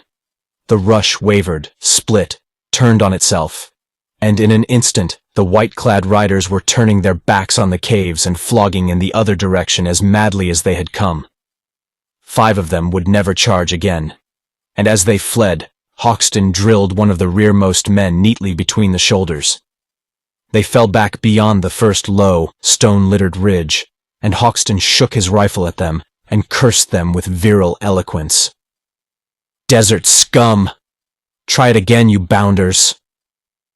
Gordon wasted no breath on words. Hoxton had told the truth, and Gordon knew he was in no danger from treachery from that source, for the present. Hoxton would not attack him as long as they were confronted by a common enemy, but he knew that the instant that peril was removed, the Englishman might shoot him in the back if he could. Their position was bad, but it might well have been worse. The Bedouins were all seasoned desert fighters, cruel as wolves. Their chief had a blood feud with both white men, and would not fail to grasp the chance that had thrown them into his reach. But the defenders had the advantage of shelter, an inexhaustible water supply, and food enough to last for months. Their only weakness was the limited amount of ammunition. Without consulting one another, they took their stations on the ledge, Hoxton to the north of the trailhead, Gordon about an equal distance to the south of it. There was no need for a conference. Each man knew the other knew his business. They lay prone, gathering broken rocks in heaps before them to add to the protection offered by the ledge rim. Spurts of flame began to crown the ridge. Bullets whined and splatted against the rock. Men crept from each end of the ridge into the clusters of boulders that littered the plain. The men on the ledge held their fire, unmoved by the slugs that whistled and spang near at hand. Their minds worked so similarly in a situation like this that they understood each other without the necessity of conversation. There was no chance of them wasting 2 cartridges on the same man. An imaginary line, running from the foot of the trail to the ridge, divided their territories. When a turbaned head was poked from a rock north of that line, it was Hoxton's rifle that knocked the man dead and sprawling over the boulder. And when a Bedouin darted from behind a spur of rock south of that line in a weaving, dodging run for cover nearer the cliff, Hoxton held his fire. Gordon's rifle cracked, and the runner took the earth in a rolling tumble that ended in a brief thrashing of limbs. A voice rose from the ridge, edged with fury. "That's Shailen, damn him!" snarled Hoxton. "Can you make out what he says?" "He's telling his men to keep out of sight," answered Gordon.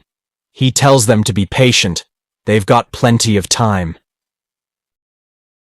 "And that's the truth, too," grunted Hoxton. "They've got time, food, Water. They'll be sneaking to the pool after dark to fill their water skins. I wish one of us could get a clean shot at Shallan, but he's too foxy to give us a chance at him. I saw him when they were charging us, standing back on the ridge, too far away to risk a bullet on him. If we could drop him, the rest of them wouldn't hang around here a minute, commented Gordon.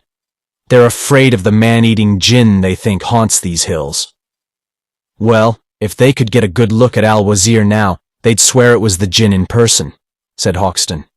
How many cartridges have you? Both guns are full, about a dozen extra rifle cartridges. Hoxton swore. I haven't many more than that myself. We'd better toss a coin to see which one of us sneaks out tonight, while the other keeps up a fusillade to distract their attention. The one who stays gets both rifles and all the ammunition. We will like hell, growled Gordon. If we can't all go, Al-Wazir with us, nobody goes. You're crazy to think of a lunatic at a time like this. Maybe. But if you try to sneak off, I'll drill you in the back as you run. Hoxton snarled wordlessly and fell silent. Both men lay motionless as Red Indians, watching the ridge and the rocks that shimmered in the heat waves.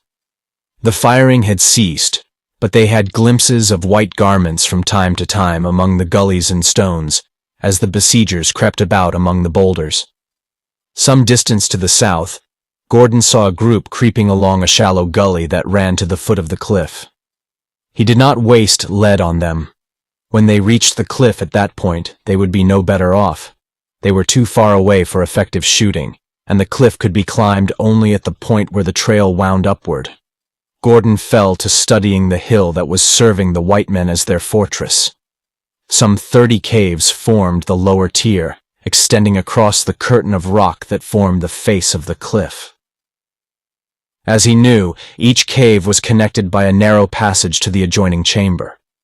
There were 3 tiers above this one, all the tiers connected by ladders of handholds niched in the rock, mounting from the lower caves through holes in the stone ceiling to the ones above. The eagle's nest, in which Al-Wazir was tied, safe from flying lead, was approximately in the middle of the lower tier, and the path hewn in the rock came upon the ledge directly before its opening. Hoxton was lying in front of the 3rd cave to the north of it, and Gordon lay before the 3rd cave to the south. The Arabs lay in a wide semicircle, extending from the rocks at one end of the low ridge along its crest and into the rocks at the other end. Only those lying among the rocks were close enough to do any damage, save by accident. And looking up at the ledge from below, they could see only the gleaming muzzles of the white men's rifles, or catch fleeting glimpses of their heads occasionally. They seemed to be weary of wasting lead on such difficult targets. Not a shot had been fired for some time. Gordon found himself wondering if a man on the crest of the cliff above the caves could, looking down, see him and Hoxton lying on the ledge. He studied the wall above him. It was almost sheer, but other narrower ledges ran along each tier of caves, obstructing the view from above, as it did from the lower ledge. Remembering the craggy sides of the hill, Gordon did not believe these plains dwellers would be able to scale it at any point. He was just contemplating returning to the eagle's nest to offer food and water again to Al-Wazir, when a faint sound reached his ears that caused him to go tense with suspicion. It seemed to come from the caves behind him. He glanced at Hoxton. The Englishman was squinting along his rifle barrel, trying to get a bead on a kafia that kept bobbing in and out among the boulders near the end of the ridge. Gordon wriggled back from the ledge rim and rolled into the mouth of the nearest cave before he stood up, out of sight of the men below. He stood still, straining his ears. There it was again, soft and furtive, like the rustle of cloth against stone, the shuffle of bare feet. It came from some point south of where he stood. Gordon moved silently in that direction, passed through the adjoining chamber, entered the next, and came face to face with a tall, bared Bedouin who yelled and whirled up a scimitar. Another raider, a man with an evil, scarred face, was directly behind him, and 3 more were crawling out of a cleft in the floor. Gordon fired from the hip, checking the downward stroke of the scimitar. The scar-faced Arab fired over the falling body, and Gordon felt a numbing shock run up his arms, jerked the trigger, and got no response. The bullet had smashed into the lock, ruining the mechanism. He heard Hoxton yell savagely, out on the ledge, heard the pumping fusillade of the Englishman's rifle, and a storm of shots and yells rising from the valley. They were storming the cliff, and Hoxton must meet them alone, for Gordon had his hands full. What takes long to relate actually happened in split seconds. Before the scarred Bedouin could fire again, Gordon knocked him sprawling with a kick in the groin, and reversing his rifle, crushed the skull of a man who lunged at him with a long knife. No time to draw pistol or scimitar. It was hand-to-hand slaughter with a vengeance in the narrow cave, 2 Bedouins tearing at him like wolves, and others jamming the shaft in their eagerness to join the fray. No quarter given or expected, a whirlwind of furious motion, blades flashing and whickering, clanging on the rifle barrel and biting into the stock as Gordon parried, and the butt crushing home and men going down with their heads smashed. The scarred nomad had risen, but fearing to fire because of the desperate closeness of the melee, rushed in, clubbing his rifle, just as the last man dropped. Gordon, bleeding from a gash across the breast muscles, ducked the swinging stock, shifted his grip on his own rifle, and drove the blood-smeared butt, like a dagger, full in the bearded face. Teeth and bones crumpled, and the man toppled backward into the shaft, carrying with him the men who were just clambering out. Snatching the instant's respite, Gordon sprang to the mouth of the shaft, whipping out his automatic. Wild, bearded faces crowding the shaft glared up at him, frozen with the recognition of doom. Then the cave reverberated deafeningly to the thundering of the big automatic, blasting those wild faces into red ruin. It was slaughter at that range. Blood and brains spattered, nerveless hands released their holds, bodies went sliding down the shaft in a red welter, jamming and choking it. Gordon glared down it for an instant, all killer in that moment, then whirled and ran out on the ledge. Bullets sang past his head, and he saw Hoxton stuffing fresh cartridges into his rifle. No living Arab was in sight, but 6 new forms between the ridge and the foot of the trail told of a determined effort to storm the cliff, defeated only by the Englishman's deadly accuracy. Hoxton shouted, "What the hell's been going on in there?" "They've found a shaft leading up from somewhere down below," snapped Gordon. "Watch for another rush while I try to jam it." Ignoring lead slapped at him from among the rocks, he found a sizable boulder and rolled it into the cave. He peered cautiously down the well. Hand and footholds niched in the rock formed precarious stair steps in the slanting side. Some 40 feet down the shaft made an angle, and it was there the bodies of the Arabs had jammed. But now only one corpse hung there, and as he looked, it moved, as if imbued with life, and slid down out of sight. Men below the angle were pulling the bodies out to clear the way for a fresh attack. Gordon rolled the boulder into the shaft, and it rumbled downward and wedged hard at the angle. He did not believe it could be dislodged from below, and his belief was confirmed by a muffled chorus of maledictions swelling up from the depths. Gordon was sure this shaft had not been in existence when he first came to the caves with Al-Wazir a year before.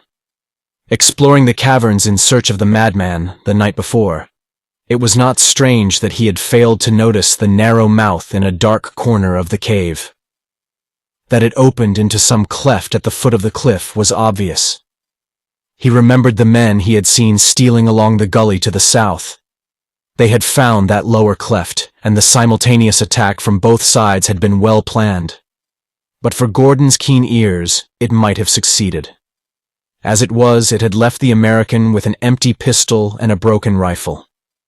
Gordon dragged the bodies of the 4 Arabs he had killed to the ledge and heaved them over, ignoring the ferocious yells and shots that emanated from the rocks. He did not bother to marvel that he had emerged the victor from that desperate melee. He knew that fighting was half speed and strength and wit, and half blind luck. His number was not up yet, that was all. Then he set out on a thorough tour of investigation through the lower tiers, in search of other possible shafts. Passing through the Eagle's Nest, he glanced at Al-Wazir, sitting against the pillar. The man seemed to be asleep. His hairy head was sunk on his breast, his hands folded limply over the rope about his waist. Gordon set food and water beside him.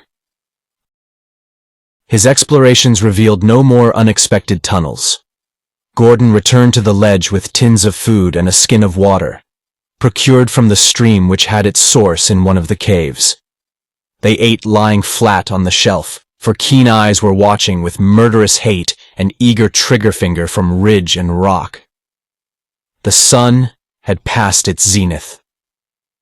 Their frugal meal finished, the white men lay baking in the heat like lizards on a rock, watching the ridge. The afternoon waned. "You've got another rifle," said Hoxton. "Mine was broken in the fight in the cave. I took this one from one of the men I killed. It has a full magazine, but no more cartridges for it. My pistol's empty." "I've got only the cartridges in my guns," muttered Hoxton. "Looks like our number's up. They're just waiting for dark before they rush us again. One of us might get away in the dark while the other held the fort, but since you won't agree to that, there's nothing to do but sit here and wait until they cut our throats." "We have one chance," said Gordon. "If we can kill Shalan, the others will run. He's not afraid of man or devil, but his men fear Jinn. They'll be nervous as the devil after night falls." Hoxton laughed harshly. "Fools talk. Shalan won't give us a chance at him. We'll all die here, all but Al-Wazir. The Arabs won't harm him, but they won't help him either. Damn him. Why did he have to go mad?" "It wasn't very considerate," Gordon agreed with biting irony. "But then, you see, he didn't know you wanted to torture him into telling where he hid the blood of the gods." "It wouldn't have been the first time a man has been tortured for them," retorted Hoxton. "Man, you have no real idea of the value of those jewels. I saw them once, when Al-Wazir was governor of Oman. The sight of them's enough to drive a man mad.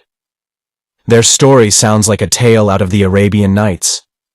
Only God knows how many women have given up their souls or men their lives because of them, since Ala ed-Din Muhammad of Delhi plundered the Hindu temple of Somnath and found them among the loot. That was in 1294. They've blazed a crimson path across Asia since then. Blood spilt wherever they go. I'd poison my own brother to get them." The wild flame that rose in the Englishman's eyes made it easy for Gordon to believe it, and he was swept by a revulsion toward the man. "I'm going to feed Al-Wazir," he said abruptly, rising. No shots had come from the rocks for some time, though they knew their foes were there, waiting with their ancient, terrible patience. The sun had sunk behind the hills. The ravines and ridges were veiled in great blue shadows. Away to the east, a silver-bright star winked out and quivered in the deepening blue. Gordon strode into the square chamber and was galvanized at the sight of the stone pillar standing empty. With a stride he reached it, bent over the frayed ends of the severed rope that told their own story. Al-Wazir had found a way to free himself. Slowly, painfully, working with his claw-like fingernails through the long day, the madman had picked apart the tough strands of the heavy rope, and he was gone. Chapter 6. The Devil of the Night. Gordon stepped to the door of the nest and said curtly, "Al-Wazir's gotten away. I'm going to search the caves for him. Stay on the ledge and keep watch." "Why waste the last minutes of your life chasing a lunatic through a rat run?" growled Hoxton. "It'll be dark soon and the Arabs will be rushing us." "You wouldn't understand," snarled Gordon, turning away. The task ahead of him was distasteful. Searching for a homicidal maniac through the darkening caves was bad enough, but the thought of having forcibly to subdue his friend again was revolting. But it must be done. Left to run at large in the caves, Al-Wazir might do harm either to himself or to them. A stray bullet might strike him down. A swift search through the lower tier proved fruitless, and Gordon mounted by the ladder into the second tier. As he climbed through the hole into the cave above, He had an uncomfortable feeling that Al-Wazir was crouching at the rim to break his head with a rock. But only silence and emptiness greeted him. Dusk was filling the cave so swiftly he began to despair of finding the madman. There were 100 nooks and corners where Al-Wazir could crouch unobserved, and Gordon's time was short. The ladder that connected the second tier with the third was in the chamber into which he had come, and glancing up through it, Gordon was startled to see a circle of deepening blue set with a winking star. In an instant he was climbing toward it. He had discovered another unsuspected exit from the caves. The ladder of handholds led through the ceiling, up the wall of the cave above, and up through a round shaft that opened in the ceiling of the highest cave. He went up, like a man climbing up a chimney, and a few moments later thrust his head over the rim. He had come out on the summit of the cliffs. To the east, the rock rim pitched up sharply, obstructing his view. But to the west, he looked out over a jagged backbone that broke in gaunt crags outlined against the twilight. He stiffened as somewhere a pebble rattled down, as if dislodged by a groping foot. Had Al-Wazir come this way? Was the madman somewhere out there, climbing among those shadowy crags? If he was courting death by the slip of a hand or a foot. As he strained his eyes in the deepening shadows, a call welled up from below. "I say, Gordon, the blighters are getting ready to rush us. I see them massing among the rocks." With a curse, Gordon started back down the shaft. It was all he could do. With darkness gathering, Hoxton would not be able to hold the ledge alone. Gordon went down swiftly, but before he reached the ledge, darkness had fallen, lighted but little by the stars. The Englishman crouched on the rim, staring down into the dim gulf of shadows below. "They're coming," he muttered, cocking his rifle. "Listen." There was no shooting, this time, only the swift, purposeful slap of sandaled feet over the stones. In the faint starlight, a shadowy mass detached itself from the outer darkness and rolled toward the foot of the cliff. Steel clinked on the rocks. The mass divided into individual figures. Men grew up out of the darkness below. No use to waste bullets on shadows. The white men held their fire. The Arabs were on the trail, and they came up with a rush, steel gleaming dully in their hands.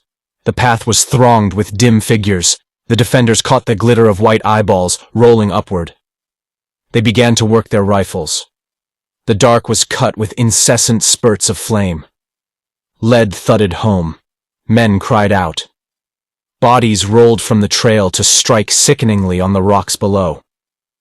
Somewhere back in the darkness, Shalan ibn Mansour's voice was urging on his slayers. The crafty sheikh had no intentions of risking his hide within reach of those grim fighters holding the ledge.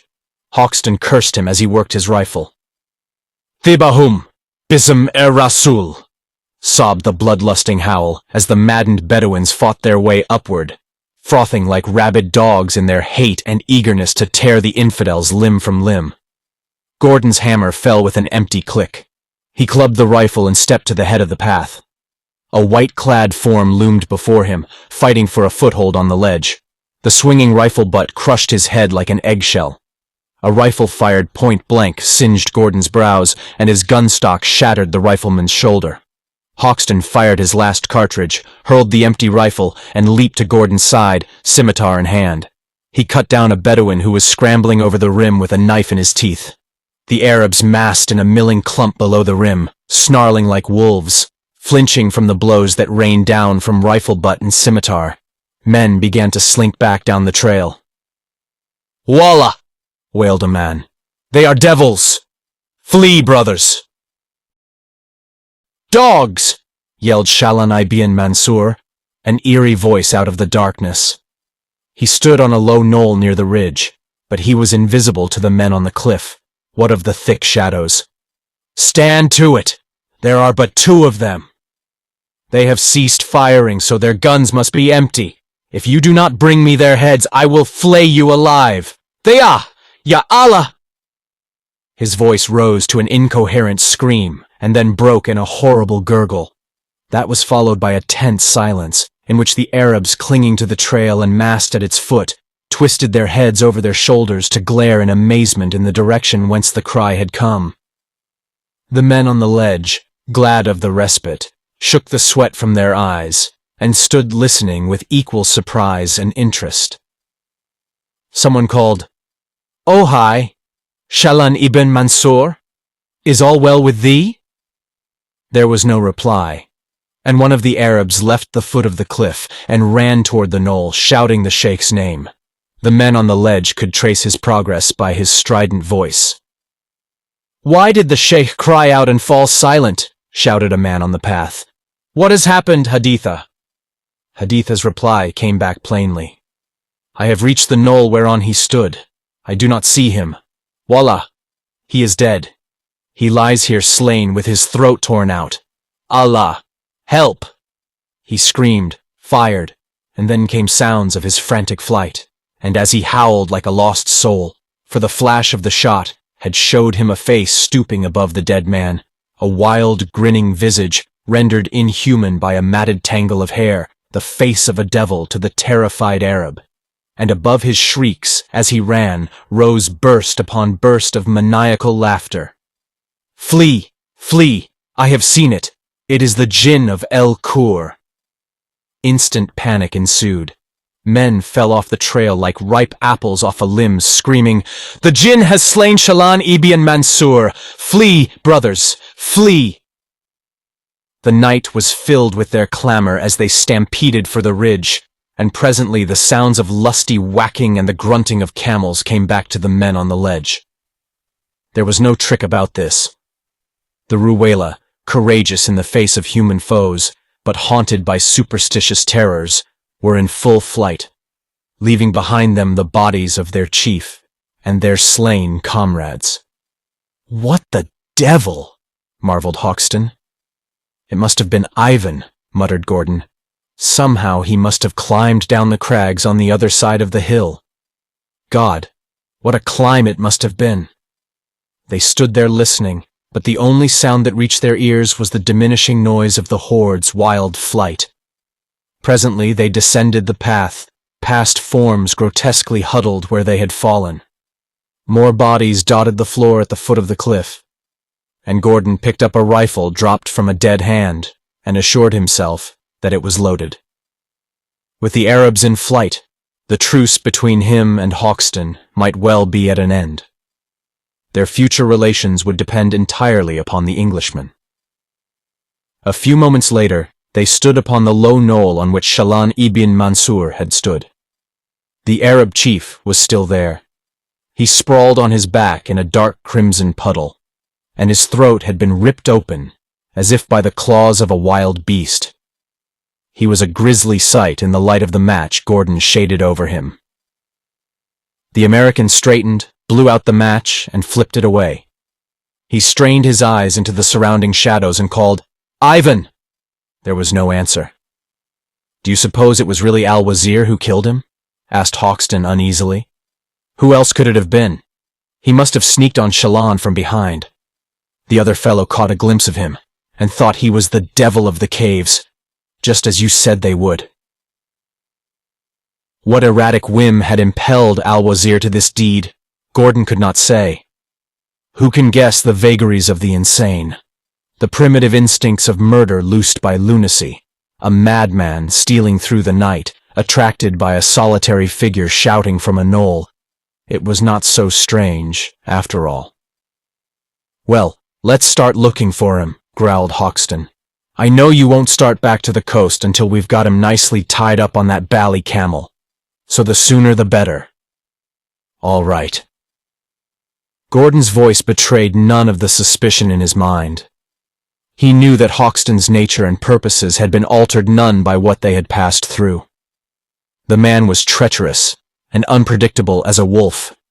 He turned and started toward the cliff, but he took good care not to let the Englishman get behind him, and he carried his cocked rifle ready. "I want to find the lower end of that shaft the Arabs came up," said Gordon. "Ivan may be hiding there.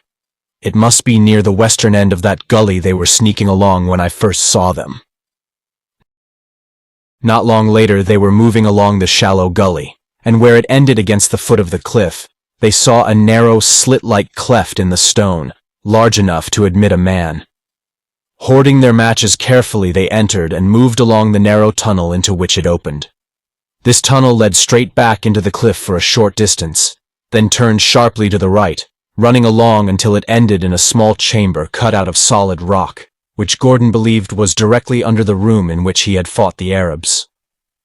His belief was confirmed when they found the opening of the shaft leading upward. A match held up in the well showed the angle still blocked by the boulder. "Well, we know how they got into the caves," growled Hoxton. "But we haven't found Al-Wazir. He's not in here." "We'll go up into the caves," answered Gordon. "He'll come back there for food. We'll catch him then." "And then what?" demanded Hoxton. "It's obvious, isn't it? We hit out for the caravan road. Ivan rides. We walk. We can make it all right. I don't believe the Ruwela will stop before they get back to the tents of their tribe. I'm hoping Ivan's mind can be restored when we get him back to civilization." ঠান্ডা বা গরম কিছু মুখে দিলেই দাঁত শিরশির। বিষয়টা খুব একটা গুরুত্ব দেইনি, কিন্তু সেদিন আইসক্রিম মুখে দিতেই তীব্র শিরশির অনুভূতি। আমার ডেন্টিস্ট রেকমেন্ড করলেন সেন্সোডাইন। দাঁত শিরশির সমস্যায় সেন্সোডাইন চমৎকার কাজ করে, তাই আমি প্রতিদিন ব্যবহার করি সেন্সোডাইন। ইচ্ছে মতো উপভোগ করি আইসক্রিম আর পছন্দের সব খাবার। Thank you Sensodyne. "And what about the blood of the gods?" "Well, what about them? They're his, to do what he pleases with them." Hoxton did not reply, nor did he seem aware of Gordon's suspicion of him. He had no rifle, but Gordon knew the pistol at his hip was loaded. The American carried his rifle in the crook of his arm, and he maneuvered so the Englishman went ahead of him as they groped their way back down the tunnel and out into the starlight. Just what Hoxton's intentions were, he did not know. Sooner or later, he believed, he would have to fight the Englishman for his life. But somehow he felt that this would not be necessary until after Al-Wazir had been found and secured. He wondered about the tunnel and the shaft to the top of the cliff. They had not been there a year ago. Obviously, the Arabs had found the tunnel purely by accident. "No use searching the caves tonight," said Hoxton when they had reached the ledge. "We'll take turns watching and sleeping. Take the first watch, will you? I didn't sleep last night, you know." Gordon nodded. Hoxton dragged the sleeping skins from the nest, and wrapping himself in them, fell asleep close to the wall. Gordon sat down a short distance away, his rifle across his knees. As he sat, he dozed lightly, waking each time the sleeping Englishman stirred. He was still sitting there when the dawn reddened the eastern sky. Hoxton rose, stretched, and yawned. "Why didn't you wake me to watch my turn?" he asked. "You know damned well why I didn't," grated Gordon. "I don't care to run the risk of being murdered in my sleep." "You don't like me, do you, Gordon?" laughed Hoxton. But only his lips smiled, and a red flame smoldered in his eyes. "Well, that makes the feeling mutual, don't you know? After we've gotten Al-Wazir back to El Azem, I'm looking forward to a gentlemanly settling of our differences, just you and I, and a pair of swords." "Why wait until then?" Gordon was on his feet, his nostrils quivering with the eagerness of hard-leashed hate. Hoxton shook his head, smiling fiercely. "Oh no, El Borak. No fighting until we get out of the desert." "All right," snarled the American disgruntledly. "Let's eat, and then start combing the caves for Ivan." A slight sound brought them both wheeling toward the door of the nest. Al-Wazir stood there, plucking at his beard with his long black nails. His eyes lacked their former wild beast glare. They were clouded, plaintive. His attitude was one of bewilderment rather than menace. "Ivan," muttered Gordon, setting down his rifle and moving toward the wild man. Al-Wazir did not retreat, nor did he make any hostile demonstration. He stood stolidly, uneasily tugging at his tangled beard. "He's in a milder mood," murmured Gordon. "Easy, Hoxton. Let me handle this. I don't believe he'll have to be overpowered this time." "In that case," said Hoxton, "I don't need you any longer." Gordon whipped around. The Englishman's eyes were red with the killing lust. His hand rested on the butt of his pistol. For an instant, the two men stood tensely facing one another. Hoxton spoke, almost in a whisper. "You fool. Did you think I'd give you an even break? I don't need you to help me get Al-Wazir back to El Azem. I know a German doctor who can restore his mind if anybody can. And then I'll see that he tells me where to find the blood of the gods." Their right hands moved in a simultaneous blur of speed. Hoxton's gun cleared its holster as Gordon's scimitar flashed free, and the gun spoke just as the blade struck it, knocking it from the Englishman's hand. Gordon felt the wind of the slug, and behind him the madman in the door grunted and fell heavily.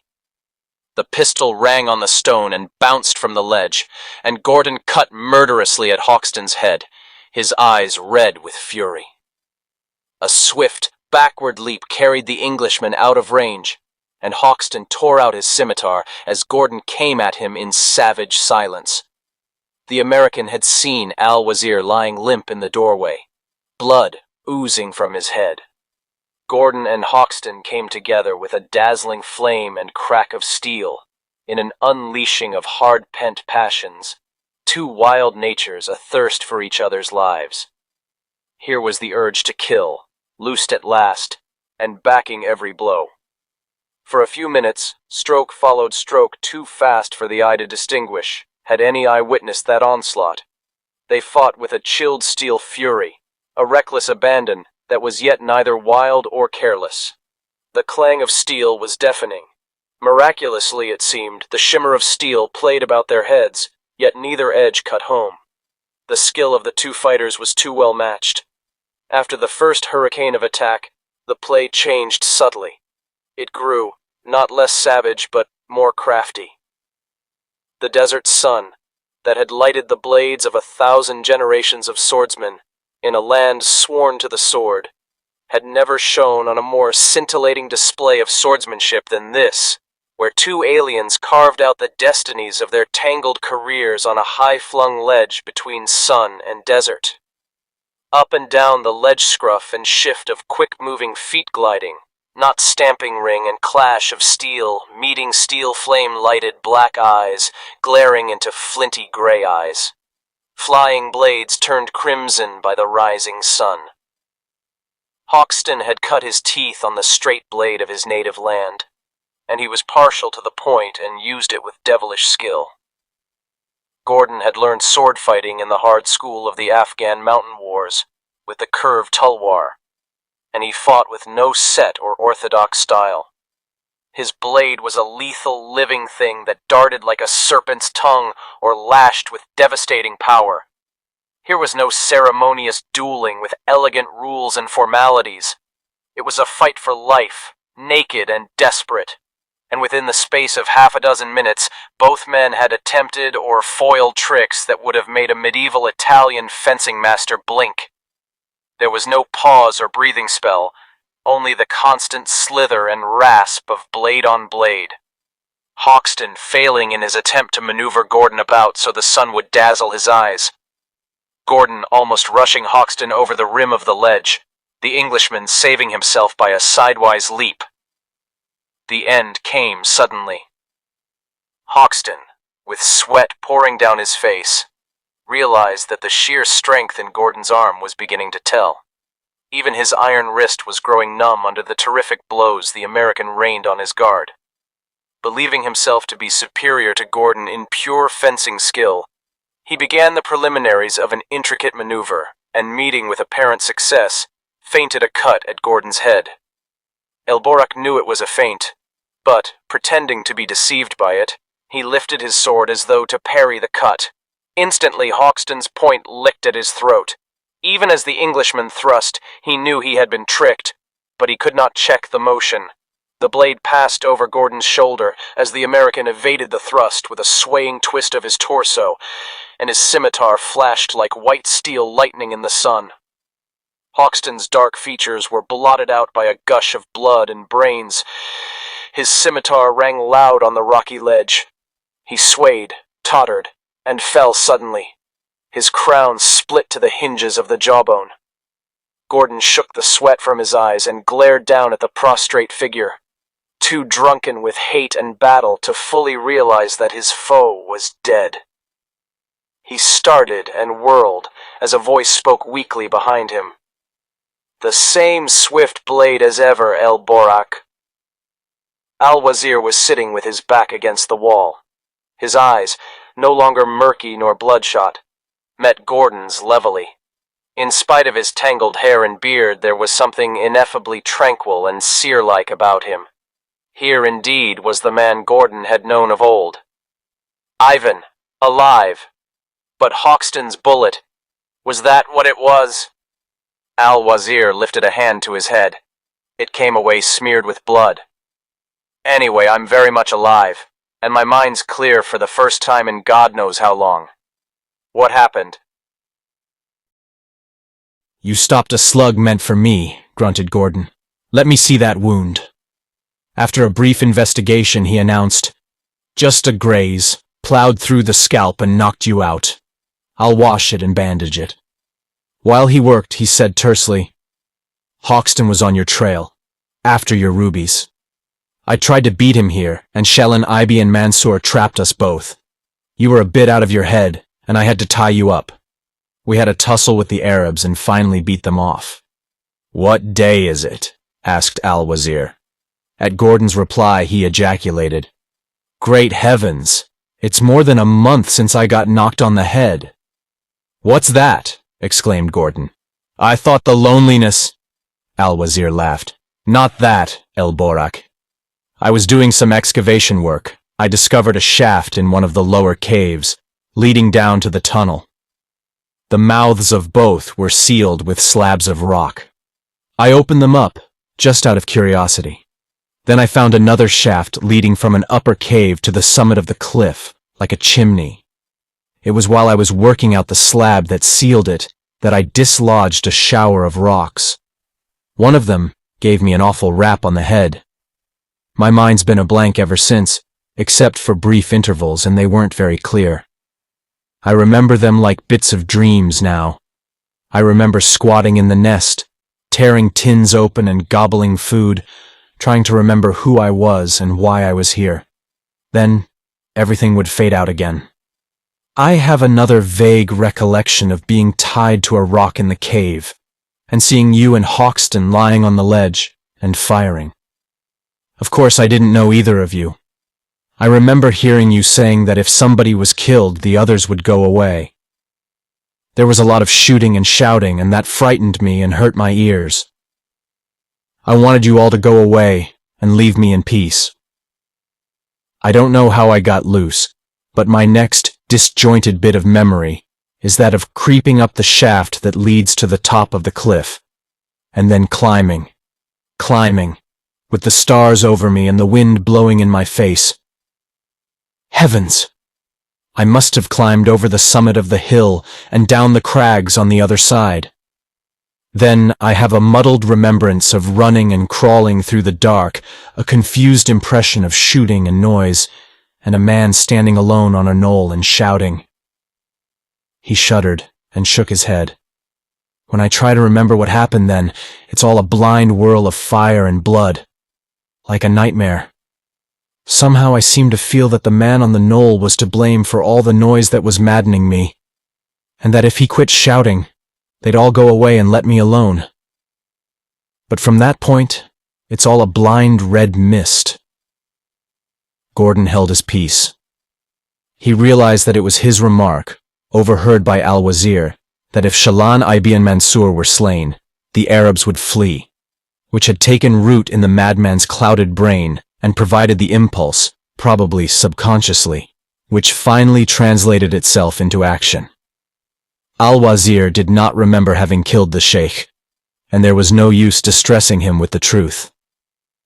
"I remember running then," murmured Al-Wazir, rubbing his head. "I was in a terrible fright and trying to get back to the caves. I remember climbing again up this time. I must have climbed back over the crags and down the chimney again. I'll wager I couldn't make that climb clothed in my right mind. The next thing I remember is hearing voices, and they sounded somehow familiar. I started toward them. Then something cracked and flashed in my head, and I knew nothing more until I came to myself a few moments ago, in possession of all my faculties, and saw you and Hoxton fighting with your swords. You were evidently regaining your senses, said Gordon. It took the extra jolt of that slug to set your numb machinery going again. Such things have happened before. Ivan, I've got a camel hidden nearby, and the Arabs left some ropes of hay in their camp when they pulled out. I'm going to feed and water it, and then... Well, I intended taking you back to the coast with me. But since you've regained your wits, I suppose you'll... I'm going back with you, said Al-Wazir. My meditations didn't give me the gift of prophecy, but they convinced me, even before I got that rap on the head, that the best life a man can live is one of service to his fellow man. Just as you do, in your own way. I can't help mankind by dreaming out here in the desert. He glanced down at the prostrate figure on the ledge. We'll have to build a cairn first, poor devil. It was his destiny to be the last sacrifice to the blood of the gods. What do you mean? They were stained with men's blood, answered Al-Wazir. They have caused nothing but suffering and crime since they first appeared in history. Before I left El Azem, I threw them into the sea. Thank you for listening. If you like our recordings, consider liking this video and subscribing to our channel so you don't miss any more audiobooks.